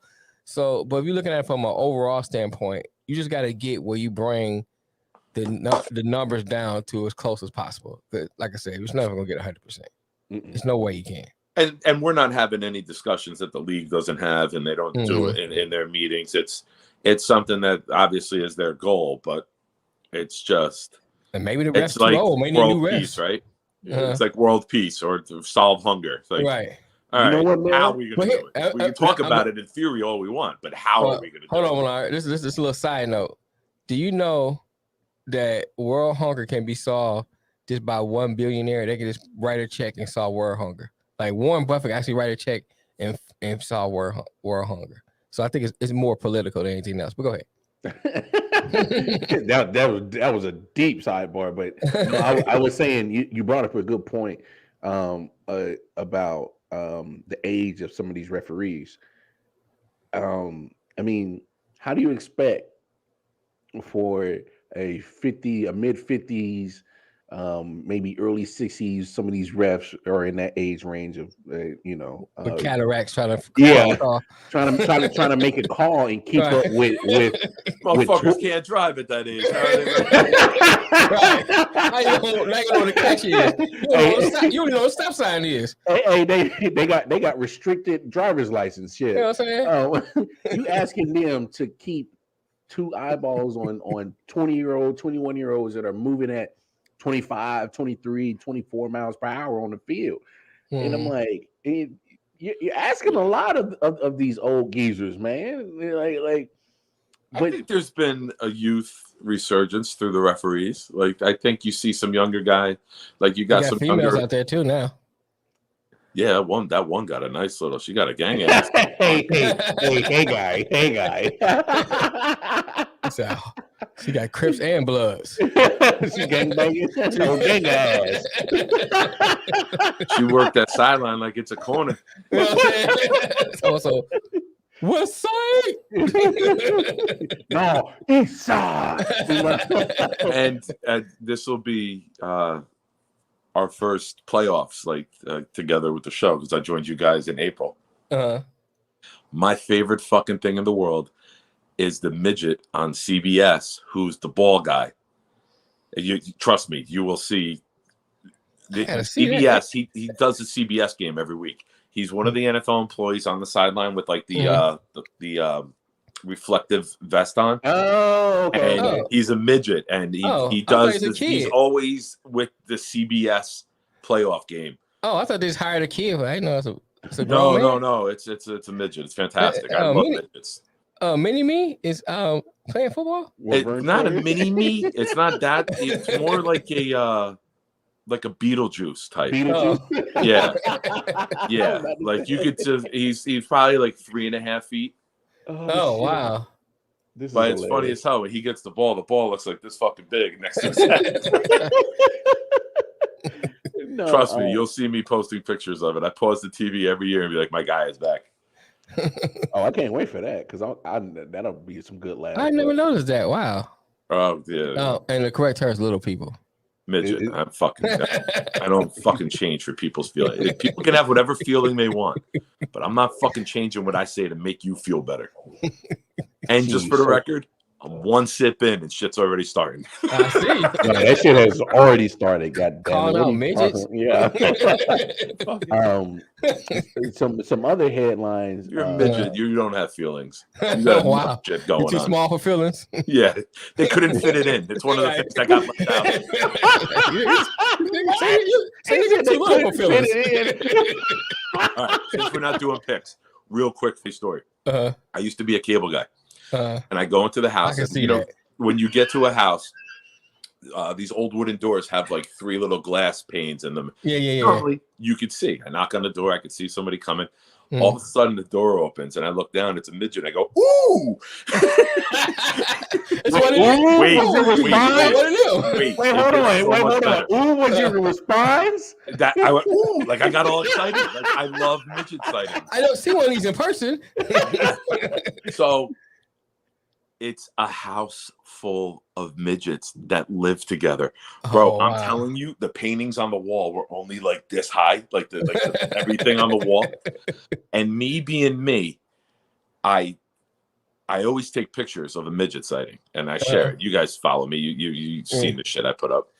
And I'm sitting there and I'm thinking to myself, I go out to the car. I'm like, number one, I hit the fucking jackpot. Like this is, you get a midget home when you have a midget like fetish like me. Like this is great. I'm like, how do I get a picture of them? The light bulb goes off in my head. And for anybody who ever needs this in life, you're welcome because your boy Big Nick has got you covered right now. I go out to the car. I call my girl at the time. I go, listen, I'm in this house. I explained it. I'm like, I'm going to call you on FaceTime with my iPad. Put your end on mute. I'm going to dim my side all the way down. And I'm going to hold the iPad up to me. And whenever you see midgets, screenshot it and take a picture. And I was able to get like 8 shots of the midgets. And they had no idea. You're going to hell. You're going to hell. He said, he did the Eminem guy. They do exist. You're going to hell. You know what? And I embrace that. And when I get to hell, me and Mel are going to have courtside Jay-Z and Beyonce seats with bottle service when we get there. We're not going to be in the rafters and like we barely got in or standing room only tickets. We're going to be courtside, motherfucker. Oh, y'all VIP. With a couple of midgets. Crew coming with up a couple of midgets. Yes. Midgets. I'm gonna have my like my man we pet James Bond villain be petting a rabbit. I mean a cat. I have a midget in my arms.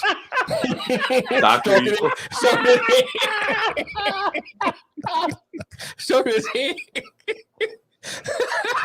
It's gonna be like the celebrity row. No, y'all cut this out because I am doing such a piss poor job of being moderator and keeping you two under control. I'm like,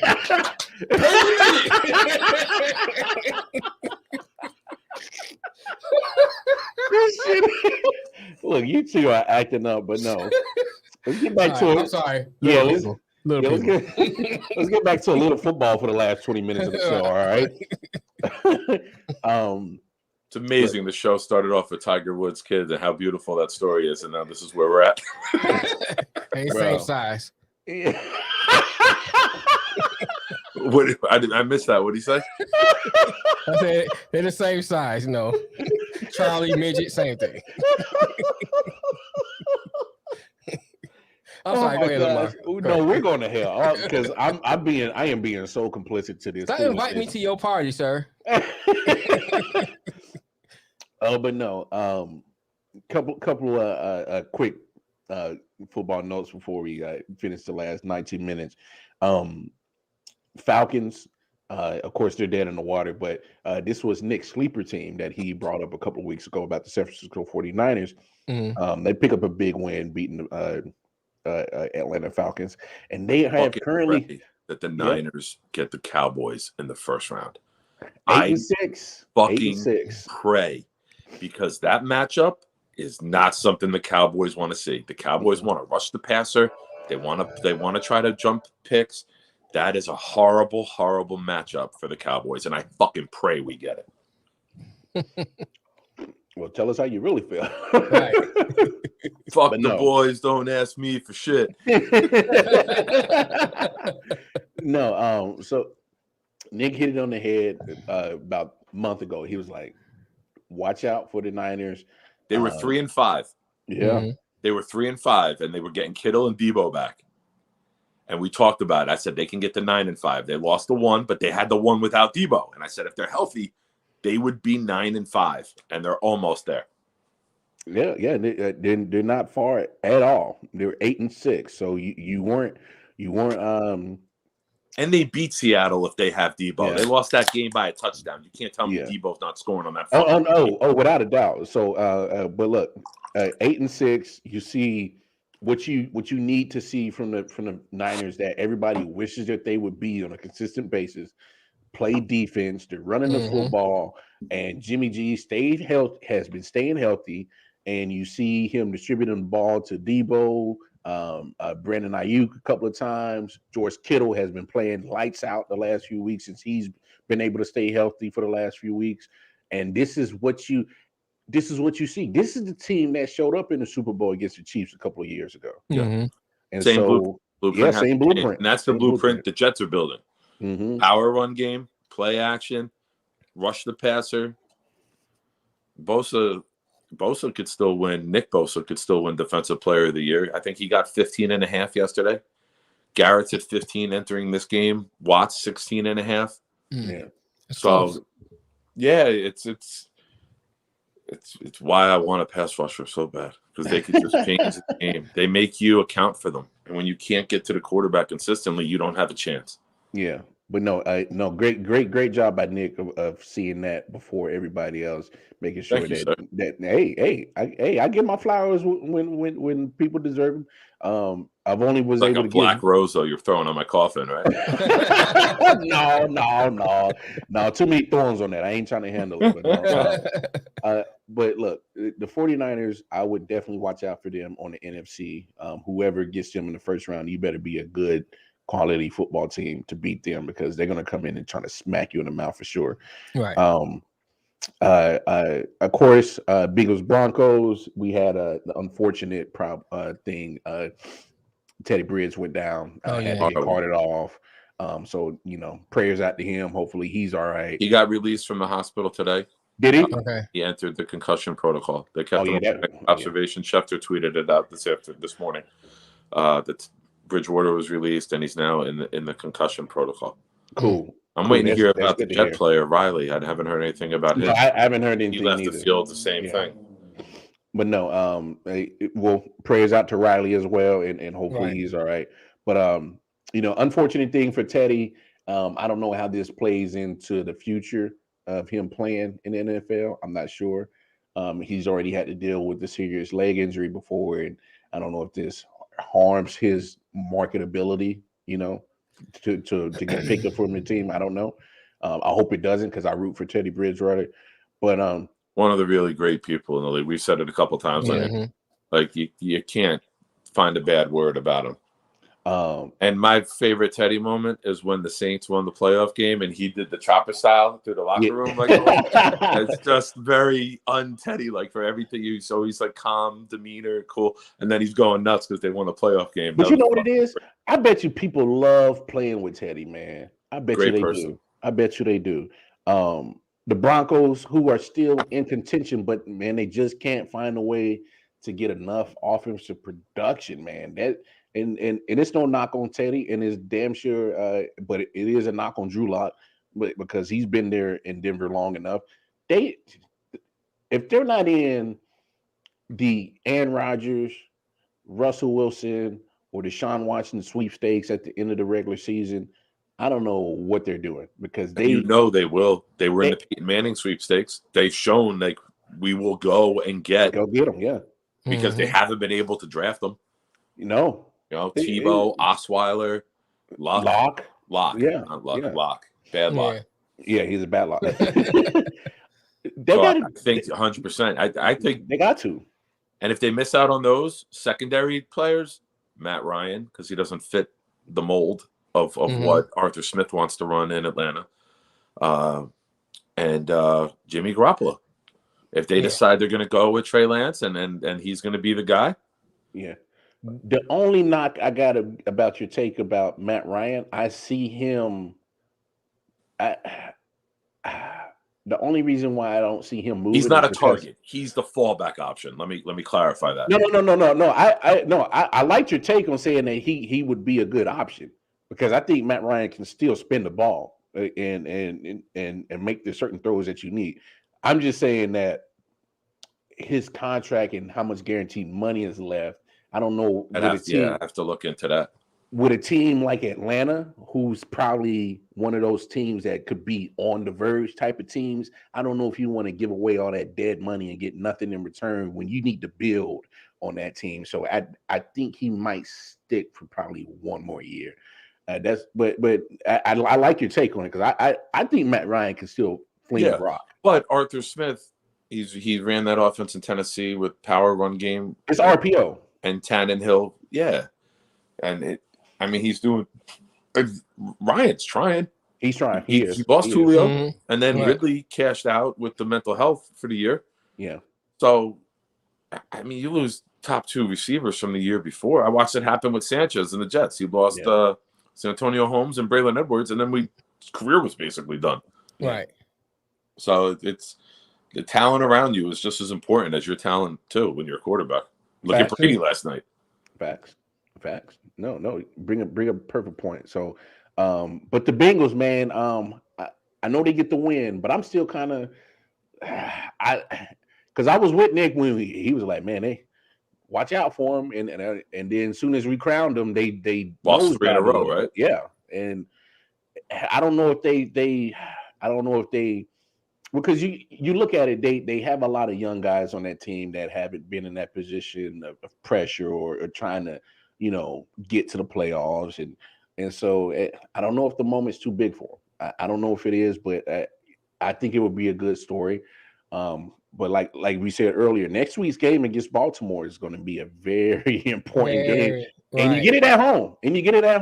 So that's a playoff game. That's going to be a crazy playoff atmosphere. It is definitely going to be a playoff game. So hopefully that they can bring some of that heat earlier in the season and bring it to next week because that's going to be a big matchup, huge matchup. Matter of fact, the Bengals got a tough 2-game stretch. They got, luckily for them, they get them at home. They get Baltimore at home this upcoming week, and week after that, they get Kansas City. So, unfortunate for the Chiefs, they didn't have a couple people just hit the COVID list. So we'll see how that makes a difference for their matchup this Sunday against Pittsburgh. One thing I forgot to bring up. Yeah, go ahead. When you look for the Arizona Cardinals, what's up with Kingsbury's teams self-destructing towards the end of the season? It seems like it's a pattern here. They start off, and I said it at the beginning. Remember, I kept saying, I don't know about the Cardinals. Now here it comes again. Their division was way ahead of everybody. Yeah. And now 3-game lead. Yeah. Now the Rams might catch them. They might play themselves out of the playoffs. Arizona Cardinals were number 1 seed in the NFC all season. All season. And now you got 3 games left, and they're at the 4th seed right now. And what's the record? Is the Rams 9-5? They're right behind them. I believe so. I have to look. I think they're 9-5. 9-5, right? Hold on. 10. Cardinals are 10-4. 10-4, but Rams got to play tomorrow, and they're 9-4. So, yeah. I mean, who's the Ram game? Come on, Seattle. Seattle. Yeah. Fucking fuck them up. But where is that? They're getting Ramsey back. Matter of fact, a lot of those players that hit that list are coming back. It's in LA. Where is that game? LA. In LA. Fuck them up. Yeah, you want that second pick to get up higher and higher, don't you? I see. I'm like 8. I want to be 8 or 10. I want to be 6 or 7. Well, I'm rooting for the Bears. Wait, hold on. Are you complaining about having one of your 2 picks that are in the top 10 being too close to 10? Are you really doing that? No, I'm complaining about the Jets' luck, and that if you're at 10, you're going to miss out on like fucking 4 Hall of Famers. So it's the Jets factor, not anything. I was about to say, because my man, you got 2 picks in the top 10. Like any team would kill for that. Matter of fact, the Giants are better off. That's why I got to root for the Bears tonight, for the Bears to beat the Vikings, and then Seattle lose, because the Giants will have 2 picks before we pick that second one. And congrats to the Eagles. This weekend, Carson Wentz played and hit the trade marker. Oh, he did 70% of the plays, and that triggers the Dolphins pick to go from a 2 to a 1. Oh wow! Second round to the first round. The Colts pick to Philly. So Philly now has 3 number 1 picks. They got theirs, the Dolphins, and the Colts. That's good. That's good for them. But look, who else we got to talk about? That happened this weekend. Of course, unfortunately for the Jaguars, you get rid of your coach and you still suck. So you lose to the the Texans in the toilet bowl game.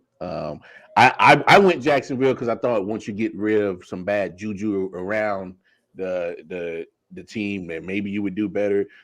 This is just prime example that the Jaguars are just a bad team. So let's move on for there. 2 weeks in a row, you see a team go to another team stadium and keep going to the midfield. And so the Titans go to Pittsburgh yesterday, and they took a book out of the Raiders book and go to midfield and lose a game. When will these teams learn that you don't give your opponents bullet board material right before the game? When would they learn this? Stupid. If I'm a leader on that team, I'm throwing everybody off and pushing them off. Get your fucking ass in the locker room. Right.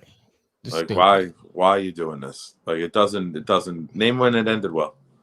It hasn't. I think one of the Bears or Devontae Adams, like, you do the discount, the title. Right. Yeah, right. It doesn't end well, right? Like, don't fucking disrespect people unless you have to. I agree. Or they're a Patriot fan or a Cowboy fan. Look, I'm all about, getting juiced up for a football game. I'm all about it. But my thing is, if you're going to do it, you better be not just a proficient. You need to be efficient. You need to be 100%. Every last player on the team. You can't make mistakes. Can't have turnovers. You can't miss assignments. Can't miss blocks. Can't miss nothing. Because if you're going to do that, if you're going to do it, you can't lay an egg. The Raiders did it last week in Kansas City, got the brakes beat off their ass. Right. Off the first play, they was already down 7-0. And it turned out to a 48-9 ass whooping. So, but with Tennessee, you go into Pittsburgh and you lose by literally trying to show up your opponent, trying to hype yourself up, and you lose to a team like Pittsburgh 19-13. So you had a chance to win, but you kept shooting yourself in the foot, mistakes, drop football. Yeah, I mean turnovers. Some of the things that you were doing was not conducive to winning a football game at all. at all. And you're going against a team that's still trying to find themselves in Pittsburgh. Right. Pittsburgh's not a great team. You know what I'm saying? Mm-hmm. So, hey, but weren't they missing? Julio left the game. AJ Brown was out, right? Julio left the game. And AJ Brown is still. He just got cleared today. I thought I saw the tweet. Yeah. I released from the protocol. That's a team that if they're healthy, though, man, they can. If they get Henry back, I know we're like what, week 7 or 8 now. They said 6 to 10 weeks. If they get him back, man, that's a scary team come the playoffs. Yeah. And I get you, Nick, but my thing is the Titans have still been a real run-heavy offense still without Derrick Henry and still been getting the rushing yards. They honestly just keep shooting themselves in the foot. Right. I mean, to me, there's no other way to really call it. How they're kind of they're a more talented version of the Lions, right? They're competing without. Yeah, no, I don't say that as a dig. Yeah. I say that as they compete. Yeah, and they're missing Henry, and they're missing Julio, and they're missing Brown. And Brown, yeah, you're right. They're competing now. If you add those players, it might be obviously at another level offensively. So, like losing what was the score? It was a close game, right? It was 19-13. I'm just saying. You can't tell me if they have those 3 players, they can't score more than 19. Probably. Steelers got lucky; they got them without these players. Probably so, but I mean, looking at that game, I mean, you keep shooting yourselves in the foot, drop footballs, bad penalties, turnovers, and I mean, we say this a million times on the show. You got to win time possession, got to win the turnover battle, and you can't shoot yourselves in the foot. And I mean, and that's what they did wrong. Tough though when you got guys who are 3 and 4 wide receivers and asking them to be 1s and 2s. True, they're good enough to be 1s and 2s, or they would be 1s and 2s. Exactly. I got you. I'm with you. But you know, and that's what I just think that's the team. If they finally get everybody on the field, they're dangerous. 3 weeks from now, Henry would be at week 10 or 11. If he comes back for the playoffs, healthy, rested, that's a scary team. Nobody would want to play that team in the AFC. The Titans healthy and the Niners in the NFC are my 2 teams that nobody would want to see in the playoffs. And they play Thursday too. Oh, do they? Yes, they do. Wow. That's going to be a good one. So get the ambulances and the medical kits ready because that's going to be a slobber knocker. All right, last topic to close out the show. We got 5 more hours of football games. So let's fucking live stream the whole games tonight. Yeah, I still got to play Daddy and hubby. So and I still got to play it myself. All right. For the last topic of the show, and I saved it. He's got to play Stranger in the Bar. and I purposely did this, but funny how the sleeping giant is finally awakened. Yes, it is. So let's hurry up and get off the show. Yeah. No, but look, with all fairness, Kansas City's 10-4, number 1 seed in the AFC, and I've had my moments where I was concerned. And the media, even our favorite Stephen A. Smith, they're done. Chiefs are done. And I'll be looking. I don't even know what he says. Fuck him. Right. Hey, yeah. No, I get it. He can be put a little ass cheeks on his lips sometimes and then talk. So we know his mouth is a gang of ass.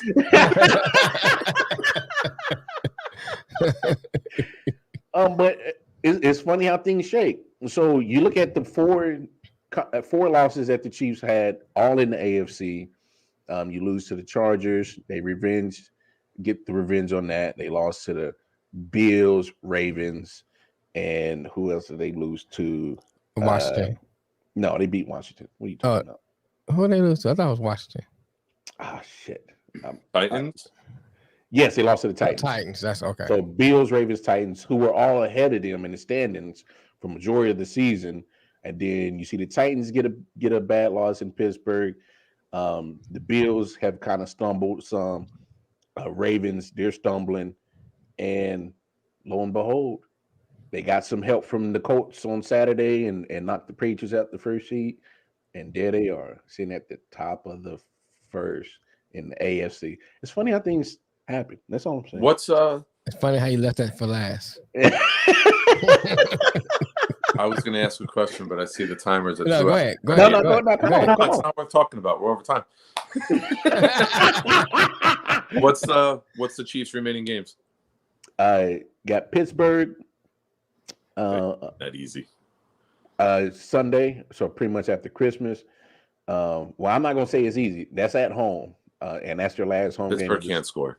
And, no, they can't. And your defense is playing well, where they should only have 10 or 13 points. They are. But my only caveat is I need to pay attention to Harrison Butker and Travis Kelce just hitting the COVID list. So we'll keep an eye on that. A tweet came in about that and said that Kelce's vaccinated, so he should be able to clear by Sunday. He should be. And I think Harrison Butker is too, our kicker. And I'm not going to downplay it. If you're missing the kicker, ask the Panthers yesterday of not having a kicker, how that hinders your coaching strategy as to Washington football team a couple of weeks ago. but no, I'm just saying instead of 21, it's 20. I don't know, but who knows? But it then also they got to finish the season on the road, Cincinnati and Denver. So you're talking about two teams that are still battling. Well, we said it weeks ago too. I think it was on the late night show, the therapy session show. And I said to you, we could look at the schedule, and if they're 14-3, 13-4, would we be shocked? And we both were like, we don't see it, but they are very capable of getting there. And you look at the way they're playing now, it should be 13-4 when it's over, and the one seed and everything go through there. It's just I'm just trying to bring everything full circle. That's all. I got you. Let me do a quick little thing. Can you see this team making the Super Bowl? Oh, yeah. Chiefs.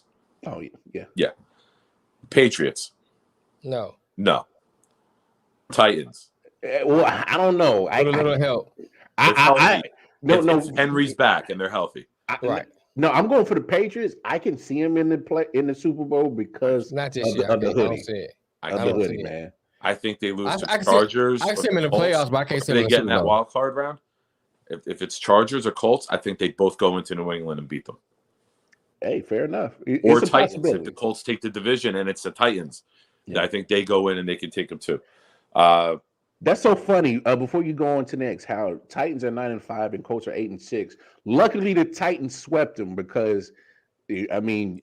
So the Colts would have to. The Titans would have to lose 2. They would have to lose twice, and Colts would have to win out. Yeah. Chargers. So what, Super Bowl? Yeah, I can see it. I can't. I can see it. I can Right. see it. Bengals. Nah, not this year. Buffalo. Nah. No. Ravens. No. Nah. Who am I missing? Jaguars. No. Yeah. Jets. Jets. I didn't want to say the Jets. I started saying Jack. All right, NFC. Packers. Yes. Bucks. Yeah, you can still see, they not. Because of Brady. You know what I'm saying? Doing it. Yeah, I still can see it. Man, Brady always find he's that wild card factor. You know what I'm saying? Last year I was counting him out. Huh? Cowboys. No. I can't see it either. I know people are hysterical. They're struggling with bad teams. They just have the luxury of having a lot of bad teams on their schedule. Like, that team is so talented. There should have been 3-4 more games that had that Falcon score 43-3. Like, they are squeaking by shitty teams with backup quarterbacks. It's just something's missing. I don't know if it's coaching, execution, Dak being hurt. You said it would it start coaching? It starts with Mark McCarthy. McCarthy. Arizona. No. Until Kingsbury can prove he can break this curse, I can't never go for it. Nah, I don't see Arizona. It's funny because a couple of weeks ago I said that I can see him in the Super Bowl. I can't see it now. Well, don't forget they got Hopkins out for the rest of the regular season, right? Well, I'd have been fine with that, but not when you lose to a 1-11 team. I can't. 1-11 and 1. And 1. Yeah, you're right. Don't forget the 1.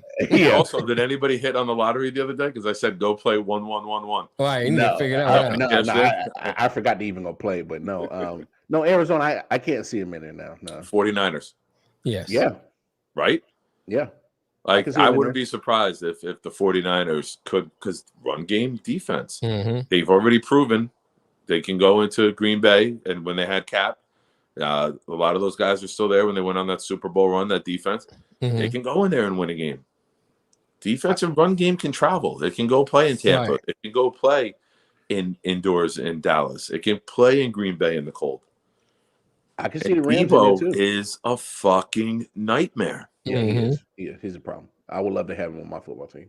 I can see the Rams in there too. So that's gonna be the next one. I was gonna say, Rams.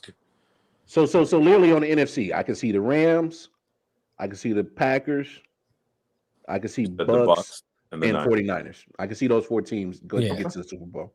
Wouldn't be surprised. Yeah. AFC, I can see the Chiefs. I can see the Titans if healthy. Yeah, I can see the Titans, Colts, and Patriots. So those 4 teams. I can't see the Patriots. I get y'all. But I can't see a rookie quarterback going into Kansas City and beating them. I can't see him going into. I can't see them winning a game. I think if they draw the Colts or the Chargers, I think they're fucking trouble. I think they're out. Now, I will say this: if they play the Colts again in a playoff game, I give them a chance.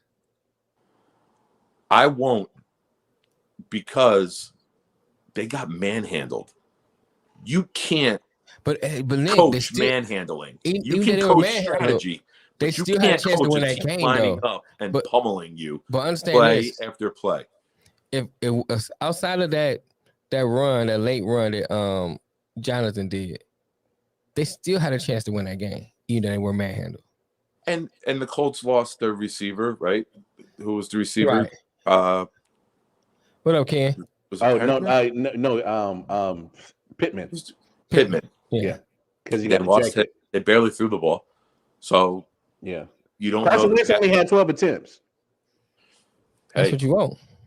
Oh yeah, that's come on. Patriots won a game doing that this year, right? Yeah, with 3 attempts. I know. Yeah. Yeah. So don't get mad when it fucking happens to you. You don't like it? Stop it. But it shows they didn't reveal their passing attack to the Patriots. They didn't reveal how they want to attack them, and they got out with a W. So if there's a playoff matchup with that, come on, Nick. You know damn well you got Jonathan Taylor on your team. You can always run the football. Yeah. Absolutely, and you should. Right? And you got that line. The Colts sound like the first team after. And what's funny is we're talking about them playing against the hoodie.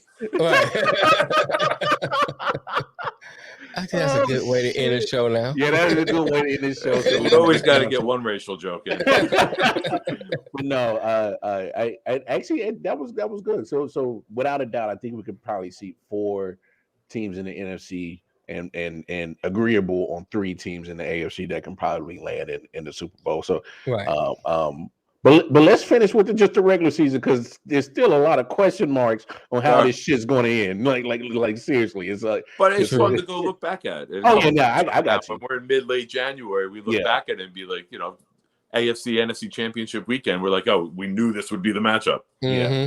Oh, you know what? Let's extend the show just a little bit, because we need to have the conversation on coach firings. Of course, I think we all called.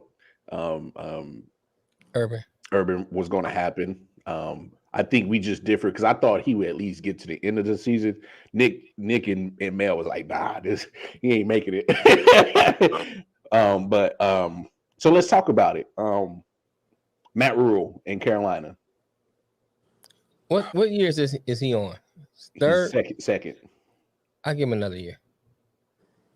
They built the defense. The GM traded for Darnold. That hasn't panned out.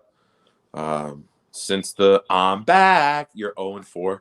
Yeah. All right. So I don't know if they give him another shot. I think it's too soon to pull the quarterback. plug on I think they need better quarterback play, and they need to get a running back who could stay on the field all the time. And on the injury list, he spends more time with the doctor than he does the offensive coordinator. Right. So I mean, I think a bigger story is what do you do with McCaffrey next year? I mean, you gave him a fucking huge deal. Hey, no, you got to restructure that contract. You change him into like a slot receiver. You change him into a Cordell Patterson. Mm-hmm. You let him be receiver. You shift him out of the backfield. You don't try to give him the ball more than 8 to 10 times a game. Yeah, you get another running back. Preserve him because his body can't hold up. Can't take the pounding. I would be surprised if Rule, gets fired, but I wouldn't rule it out. That is fucking beautiful. How many times you practiced that? That's another Christmas bow for all you people. Right. What else you got? I'll wait for you to catch on that one, Ken. What else you got? All right. Joe Judge, Giants. Yeah, he's out. He's gone. He's gone. He's gone. Up here, New York media is saying he's not. Get rid of Gettleman. They're going to let A thing came out today. Giants reporter tweeted that January 11th, the day after, Black Monday, Gettleman, they will say, his contract's expired. He's going to retire, focus on family, health, all that. Mm-hmm. And they're going to promote Kevin Abrams to GM, and that they'll hang on to Judge with that current structure. I think I was hearing something, I want to say today, that they think that Joe Judge is their Bill Belichick.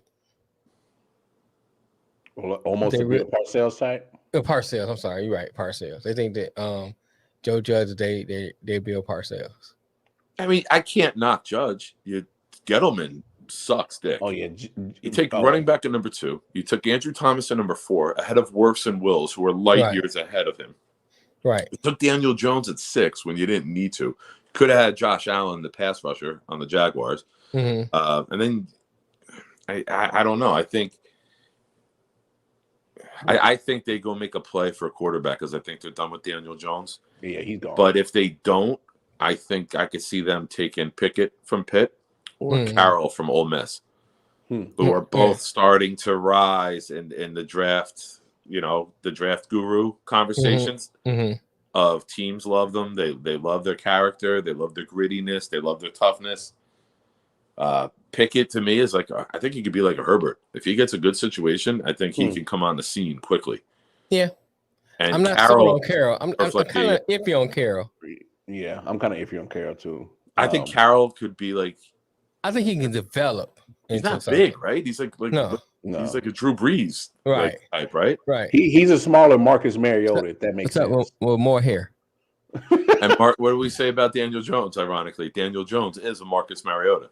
Right. Like he'll be a nice backup somewhere. Oh no! I wouldn't even go that far. Daniel Jones is Sam Darnold reincarnated. No, but he's athletic. I don't think he's bad. If he's your backup, bad as Sam put Darnold. in a package of him like Mariota.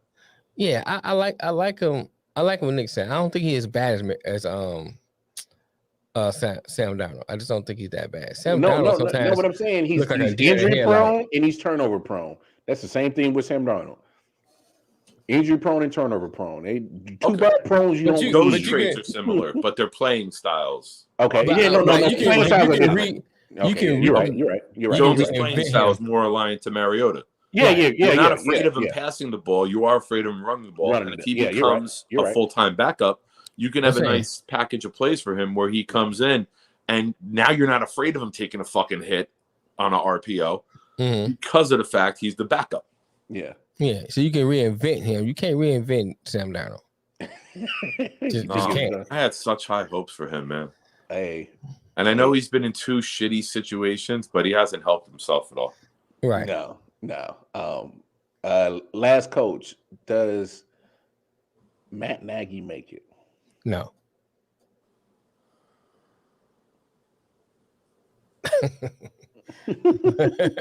That's all right, man. I'm the guy sitting with y'all in the conversation, but we don't like at the cocktail party, be like, yeah. Right. Kid, you stupid dog. Yeah, I don't think Matt Nagy makes it, man. No. Barring some miracle, which only got 3 games left, so I doubt something's gonna happen that keeps him in there. Yeah, that's gonna be hard for him to stay. It's gonna be hard for him to stay there. Yeah. Him and what's name go? A win tonight will help. I think. Yeah, not much. Him and the GM gotta go. And you got to remember too that they drafted Fields. Mm-hmm. So Nagy might get a year to say, give me a full off season with the kid. That might be, all right, we give you one more year, but it's a prove it to me year. Mm-hmm. Like you tell him, your job's on the line. Go fucking win games. No, that's fair. Can I add one?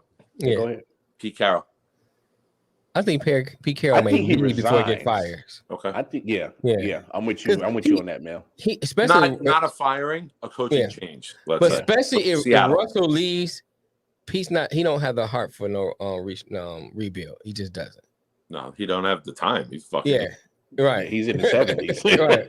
That man in the 70s. He ain't got no time. Yeah, if Russell leaves, he definitely is gonna step down. Yeah. Hey, good show today, fellas, man. That's right. I because we keep going back and forth. If it's 113, 114, we in there somewhere. But no, great conversation. And that sucks because the Browns just made a field goal, got timeout, and then they missed it. Told everybody the under. Yeah. 10 points at halftime. So just who doesn't have the NFL Network, it is currently 10-0 Las Vegas Raiders against Cleveland Browns at halftime. They keep shooting themselves on the foot, man. Hey, it's still another 30 minutes for the Raiders to shoot themselves in the foot. So I'm still feeling optimistic about my switch to the Browns. So they still got time to fuck it up. I don't know how you could have watched that first half and felt good about that, but that's why you're in last. Well, no. Hey, look, the Browns were moving the football, all right. They were able to move it somewhere. Few drops here. Like People Jones dropped 3 times. Exactly. If People Jones catch the damn football and do what he's supposed to do. Yeah, he had an all scared. Say, you scared? Go to church. So look. You need Jesus in your life. I'm actually surprised on this, on how much they're letting Nick Mullins just fucking fling the rock. They're letting him throw it, man. If they let fucking Baker throw it, why not let the guy who works at the bakery throw it? Hell, I mean, they let him throw the ball 18 times in the first quarter, first half, and Nick Chubb only had 6 carries. So I think you changed that philosophy a little bit. Like let's get back to running the football. So I think it's time. The Raiders still got time to muck it up. Of course, you got Minnesota, Chicago tonight. And then we have Tuesday football, y'all. Tuesday football, you get the Rams, Seahawks, and the Washington football team and Philly. So still a lot left in week 15. Right. We'll definitely discuss those on Thursday. I think I don't even know if I'm leaving Thursday. I don't know. But anyway, I'll let you guys know if I'm here for the show or not. But it is week 15. You're coming up here, right? Yeah. How long you up? I'll be there for 5 days before I head to Jamaica. So, yeah, we'll make something happen, bro. No worries. All right, cool. I'm off at the beginning of the week, so I'm off. Obviously, I'm off Christmas Day. Sunday, Monday, Tuesday, I'm off next week. Okay. I'll be in Detroit Wednesday. Sorry to hear that. Wait, willingly? Yeah, willingly. Oh, you guys are nuts. I know. I've been waiting to make this joke. I'll end with it here. I know Detroit's famous for 8 Mile. What happened 7 Mile? You got carjacked. You couldn't even get to the 8 Mile. You've been holding on to that one. I did. I wanted to do it early, but we're doing like Tiger Woods kids talk. And I can't annihilate this motherfucker now. I got to wait. Oh, shit. Anyway, folks, that's our show on behalf of the homie Big Nick Shine, Detroit Mel, Wildcard Mar. We will see you guys Thursday, God willing. It's been real. 47 players added to the COVID list. I just got a Bleacher Report alert. Jeez. Wow. And poor Kevin Stefanski. He had to miss a game last year for COVID. He's missing a game again for COVID. Hey, guess what? The guy fucking lived. Let him fucking coach. Hey, it be like that. All right, folks. We'll check y'all later. I.O.W. Be good. It travels this week, brother. All right, man. Thanks.